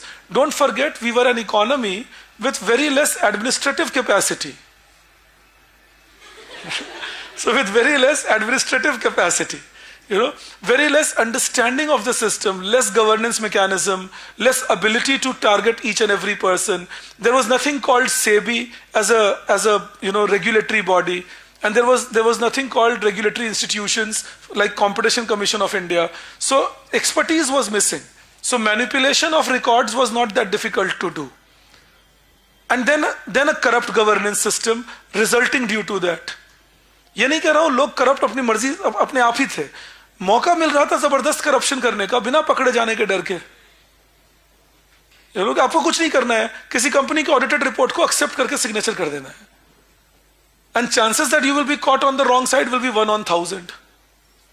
So you go ahead and do that. So this is where we started struggling. Now imagine, take SEBI for example. Today we have a rule that a company after it grows beyond a point will have to come up with its initial public offer. अगर एक company ज्यादा investment चाहते हैं तो उन्हें अपना share बेचना पड़ेगा मार्केट में, और अगर वो अपना शेयर बेचेंगे मार्केट में, they will have to register themselves with Securities Exchange Board of India. And registration with Securities Exchange Board of India means that they will have to submit their audited report from a third party auditor on an annual basis. And that makes it more transparent. Pre-91 तो हम ऐसी हालत में थे जहां banks अपने defaulters का list तक मेंटेन नहीं करते थे. That was pre-91 India. That you default on a bank loan and the banks won't maintain the list of defaulters. Banks sometimes didn't even know who defaulted. They didn't know. Plus there was no computerization of banks. So you could take multiple loans from multiple banks and keep defaulting on them. Your name would not be known anywhere. I could open 3 accounts in 3 different names because there was nothing called a know your customer. KYC norms. So I could, in one place I could be only Vibhas, another place I would be Vibhas Jha, another place I would be VIBHASH Vibhas. ऐसी हरकतें करते थे लोग. एक account खोल लिए VIBHASH, एक account खोल लिए VIBHAS, एक अकाउंट खोल लिए विभास झा कंप्लीट नेम, और 3 अकाउंट 3 अलग अलग बैंक से ऑपरेट कर रहे हैं. कुछ के तो मल्टीपल 8-10 अकाउंट होते थे. And you wouldn't know that this is the same person who is doing it. So we were in that zone in those days, remember. So it's only if you could. In fact, those of you who are interested, अभी तो तुम्हारे पास मौका नहीं है, but 2 बहुत अच्छी किताबें हैं उस जमाने के बारे में. नानी Palkhivala was a very eminent jurist of India. He wrote 2 very good books about India of 60s, 70s and 80s. And interestingly, he wrote these books in those days only. So they have a very real flavor to them. One was called We the People and another was called We the Nation. And both these books have been, very good documents of how India was running in those days, what was the trouble point, legally as well as economically. He doesn't touch the economy points only, goes into legalities because he was a lawyer himself, So just go, if you get time ever in life, go through these books, they will give you some first-hand experience of what India was struggling with, All right, let's see this. In fact, एक normal अगर आपको अपना घर shift करना है, सामान ले जाना है, from one state to another, India was such a system that it needed you close to 13 permissions to do that. अपना सामान शिफ्ट करने को. दूसरा ऑप्शन क्या है? अपना सामान डालो ट्रक में और वैसे ही शिफ्ट कर लो. रास्ते में कोई पुलिस वाला मिल गए तो उसको पैसा खिला दो. लोग दूसरा ऑप्शन ले लेते थे. I would surely take the second option. Who will go run for 13 permissions to shift my own thing from one place to another? So I will keep moving, and in between if a policeman stops me, oh, what is your rate? Okay, this much, take it. Let's go ahead. This lot of stringency in policy makes people more corrupt rather than less corrupt. That's why I started the class by saying that if you do proxy in the college, then we have to be held responsible because we forced you to do that. If we make better laws, you won't be needed to do any proxy. तो punishment हमें मिलनी चाहिए कि बच्चा आना क्यों नहीं चाह रहा आपकी क्लास में, गड़बड़ क्या कर रहे हैं आप. So ये जैसे हम समझा लें चीजों को बेहतर, it will be a much better idea. Anyways, let's see this then. Next point you write now. This was on industrial liberalization. All that we write. Now you write next, second point. First was industrial liberalization. You write second point, external sector liberalization. External sector liberalization. So I'll tell you just to highlight to you that when we started things, this, was the A part of this one, industrial liberalization. All right. And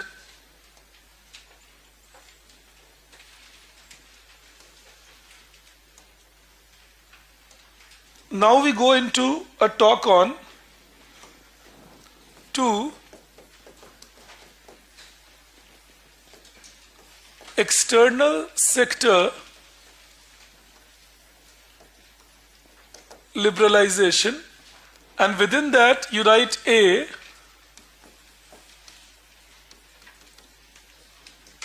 removing restrictions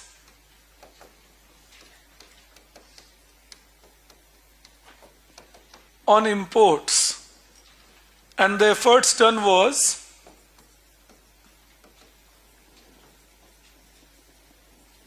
reducing average import duty from 150%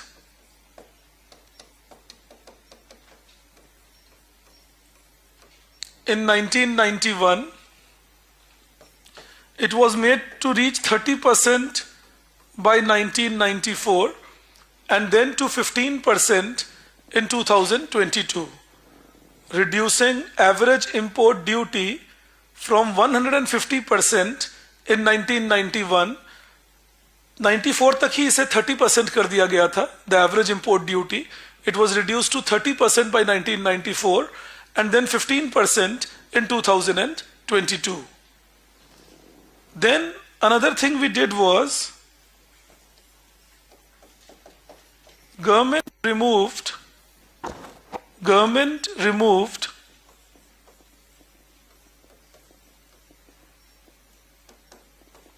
all quantitative restrictions. Government removed all quantitative restrictions by 2001. If you recall, last class I was telling you that more than 8,000 commodities were banned from being imported to India. You recollect that? Now the government removed all those bans. The government said nothing will be banned from being imported to India. We can impose tariff restrictions, or we can impose restrictions if it's a bad drug or if it is something which is harmful for the nation, but otherwise we will not restrict anything from coming to India. So all quantitative restrictions were removed by 2001. All right. So this was again something that the government did about removing restrictions on imports. All right, that import restrictions were removed. I hope you would recall this will result in reducing smuggling and shortage of important raw material. The objective was to reduce things like smuggling and shortage of raw material. Like gold import duty was reduced from 400% to 5%. Obviously, you don't risk your life for 5%. You understand that? Even today it is at 11%. Only if you are a habitual smuggler, you will try smuggling for 11%. You see that? So habitual people can be caught. That is the point. But the problem is if everybody starts smuggling, how do you catch?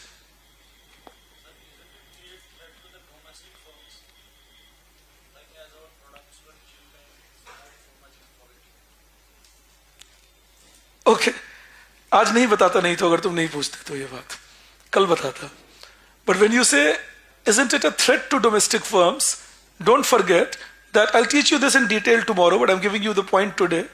Along with this reduction in import duty, we have been protecting our domestic firms by letting the currency depreciate, which makes the imports costly still.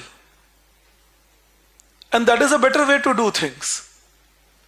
You know, that is more transparent. Why should I charge a high import duty and promote smuggling? Reduce the import duty and let the currency reach a realistic value. You understand this? Just to explain to you, I'll tell you what we did. 1991, our exchange rate was 12 rupees a dollar and average import duty was 150%. By 1994, our exchange rate had become 30 rupees to a dollar and average import duty was now 30%. Imagine now if I bring something of $100 into India, then at an exchange rate of 12 rupees to a dollar, that commodity becomes of 1200 rupees plus 150% duty, which is 1800 rupees. So the price in the market becomes 3000 rupees. Is everyone okay on that calculation? All right, 1200 is the price plus 150% import duty. So 150% of 1200 is 1800. Price in the market becomes 3000. This is say 1991. In 1994, I bring a $100 product and it gets converted at 30 rupees a dollar. The price in the market is 3000. plus 30% charges of import duty makes it 3,900. Our firms were better protected. But you know what was done? Deliberately, the import duty on certain goods was reduced to even 2% or 5%. Say important commodities that were to be imported for raw material purposes or on. Deliberately what India did was it allowed its currency to go downwards, because that meant currency depreciation protects my exporters, and IMF is happy that we have shifted to a market determined currency and we are not fixing it on our own anyways, and IMF is happy that we are letting our import duty fall, and we should be happy that our producers are still protected. आप एक बात सोच के देखिए, ये जो लोग कहते हैं ना import, ये contradiction सोचना सोच की सिखा रहा हूं, सुनना ध्यान से. Be careful, listen to me, I'm teaching you this. Look at the contradiction. On one hand, we say that after 1991, too many foreign companies have come into India to produce. True? All right. So are too many foreign companies coming into India to produce in such a country which is reducing possibility of protection of selling within the country? That's counterintuitive. If I am letting only my import duty fall and I am increasing competition, then these companies could have very well stayed in their home country and sold to me through the import system. So why are they coming to my country? Because they know that if they produce in India and then sell from India, that's a much better deal compared to selling only to India. Hyundai today is the largest exporter of hatchbacks from India, and India is the second largest producer of hatchback cars in the world. और वो Hyundai company की वजह से. लेकिन वो अपनी गाड़ियां, hatchbacks का मतलब स्मॉल कार, वो अपनी स्मॉल कार्स बनाते कहाँ हैं ज्यादा? हमारे देश में. क्यों? क्योंकि बिकती यहाँ है ज्यादा. क्यों? क्योंकि हम गरीब लोग हैं. Not many people in our country can buy an Audi or a Toyota, but many companies can buy an i10. Many people can buy a Maruti Suzuki Alto 800. That means you have a large domestic market for these commodities, and then there are many people who are willing to buy these cars abroad, so achieve economies of scale in India, produce at a cheaper rate, sell to the world. And that started becoming the business model in many companies in India. So remember, we were not only reducing the import duty, we were changing the exchange rate system, which I will teach you tomorrow, which was resulting in letting the rupee fall, and that was protecting our industries rather than actually creating a trouble for them. Yes, yes.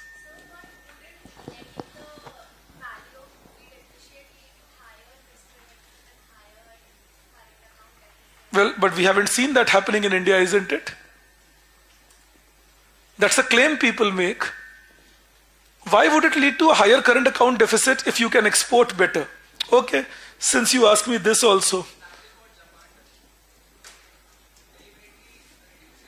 Yeah, even the Chinese are doing the same thing. But since you asked me this, I'll give you some numbers. 1991, exchange rate was 12 rupees a dollar. And 2022, exchange rate is, or say 23, exchange rate is 81 rupees a dollar. India's export of goods and services in 1991 were $6 billion, and India's import of goods and services was $12 billion. So India's exports could pay 50% of the imports. By 2023, India's exports of goods and services increased to $773 billion. India's import of goods and services increased to $940 billion. Now India pays 85% of its imports from its exports. And India's imports rise tremendously, exports rather, with currency devaluation. And I'll tell you something more also. India's foreign exchange reserves, which was $1 billion and became the reason of crisis in 91, today stands at around $590 billion. We can be the only ones who would complain in spite of all that, because we are sentimentally attached to rupee. That is why the first class I told you, empirical evidence is the key, nothing else matters. So focus on the empirics. What are these numbers? And all these numbers can be easily verified on Ministry of Commerce, Director General of Foreign Trade और Economic Survey. आप किसी भी source को देख सकते हैं, ये सारे नंबर्स मिल जाएंगे आपको. तो ये फर्क पड़ा है पिछले 30 साल में. हम एक पकड़े हुए नहीं, रूपी को डिप्रिशिएट नहीं होना चाहिए, हमारे साथ कुछ खतरा हो जाएगा. क्या होगा? कुछ. और हमने, आप तो सिर्फ तुम ही नहीं, हम सबने बहुत लोगों को डरा रखा है. हमें लगता है रूपी डिप्रिशिएट मतलब कुछ खराब ही हो रहा है हमारे साथ, लेकिन हमारा तो फायदा हुआ यहां अगर हम देखें तो ये सारे डेटा में. So understand this, that India's current account deficit, which was the cause of concern in 91, led to the crisis. Look at our current account deficit today. Even when it reaches 2%, we are not worried because we have huge amount of FDI and foreign exchange reserves coming to us. So it's a very different ball game always, and I'll teach you this. I'm just waiting for Reddy sir to teach you balance of payment. Let him teach you balance of payment. I will do a complete analysis of why India should let the currency depreciate if the market is demanding it. Mind you, when you don't let your currency depreciate, you keep your oil cheaper, relatively. कि मैं currency depreciate नहीं होने दूंगा ताकि मेरे यहाँ crude oil महंगा ना हो जाए. यही कोशिश होती है ना. महंगा हो गया तो लोगों को तकलीफ होगी, और महंगा नहीं हुआ तो लोग क्या करेंगे? ज्यादा कंज्यूम करेंगे या कम? Alright, so if it doesn't become costly, crude oil, people will consume more. When people will consume more, will we demand more imports or less imports? More imports. When we demand more imports, will there be more pressure on my current account or less? More. So will I need more foreign exchange now not to let the currency depreciate or not? Until how long can I sustain that currency? The foreign exchange will keep depleting, and one day my foreign exchange will get over. What do I do after that? Happy 1991 all over again. Rather, what's a better idea? Let the imports become costlier. A, it will allow others to produce things in India, knowing that, okay, few things can be produced in India. B, it will tell people that, look, these things are becoming costlier, let's consume less of it. Let's shift away from thermal energy to solar energy or wind energy. But if you don't push me to do that, why would I do it? Nobody would like to change the status quo. So try understanding this. Our whole idea is defeatist if we say that no, keep supplying dollar to the foreign market, but don't let the currency depreciate. RBI doesn't print dollar. So RBI will have a limited amount of dollar. And if I don't want my currency to depreciate, even if my import demand is high, the only way is that RBI supplies dollar. So RBI can supply only as much dollar as what RBI holds. And then there will come a point when RBI doesn't have dollar. That was the case in 1991. Do I believe I'm reaching you a little bit on this? I will reach you better once you are taught foreign exchange reserves and all those things. But to some extent, I'm assuming that you are getting my ideas. So understand, when somebody says depreciation will create a problem, well, it will, but the point is, if you don't depreciate, it creates a larger problem. Now if you say, sir, what if we want rupee to appreciate? Do it. Japanese currency was 10,000 yen to $1 in 1945. Today Japanese currency is 145 yen to $1. They have appreciated by 70 times because of Japanese efficiency. So if Indians start working 10 hours a day, 9 hours a day, if Indians educate themselves better, if Indians produce good quality product, if Indians allow more investments to come in, then there will be more supply of dollar coming to India, because there will be more people buying from India, there will be more people investing in India, and that will allow us to pay for our imports. And that will mean that with higher supply of dollar and more demand for rupee, rupee will appreciate. That won't hurt India, because India would be becoming efficient in the process. पर रहूंगा मैं inefficient, तोड़ूंगा खटिया सुबह से शाम तक, currency मेरी रहे अमेरिका के बराबर. ये कैसी बात हुई? खराब हालत में देश है तो खराब हालत में करेंसी दिखेगी. फिर तो ये देखना है कि उसको कैसे बेस्ट सिचुएशन में ला सके. I hope few things you get it on that. Okay, I am almost done with what my target was. Just one more point you write where we will stop. One more point. Government has taken steps to liberalize and promote exports. Taken steps to liberalize and promote exports. I will not make you write this here.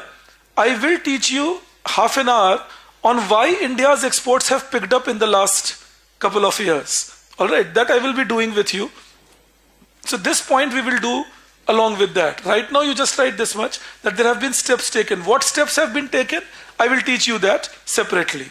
All right. And then you write just one more point. Copy बंद कर लिया तो क्षमा प्रार्थी हूँ. But you take this up, you write, Government removed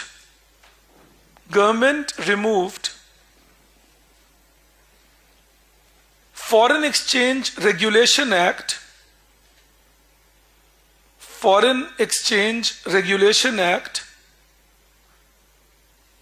and replaced it by Foreign Exchange Management Act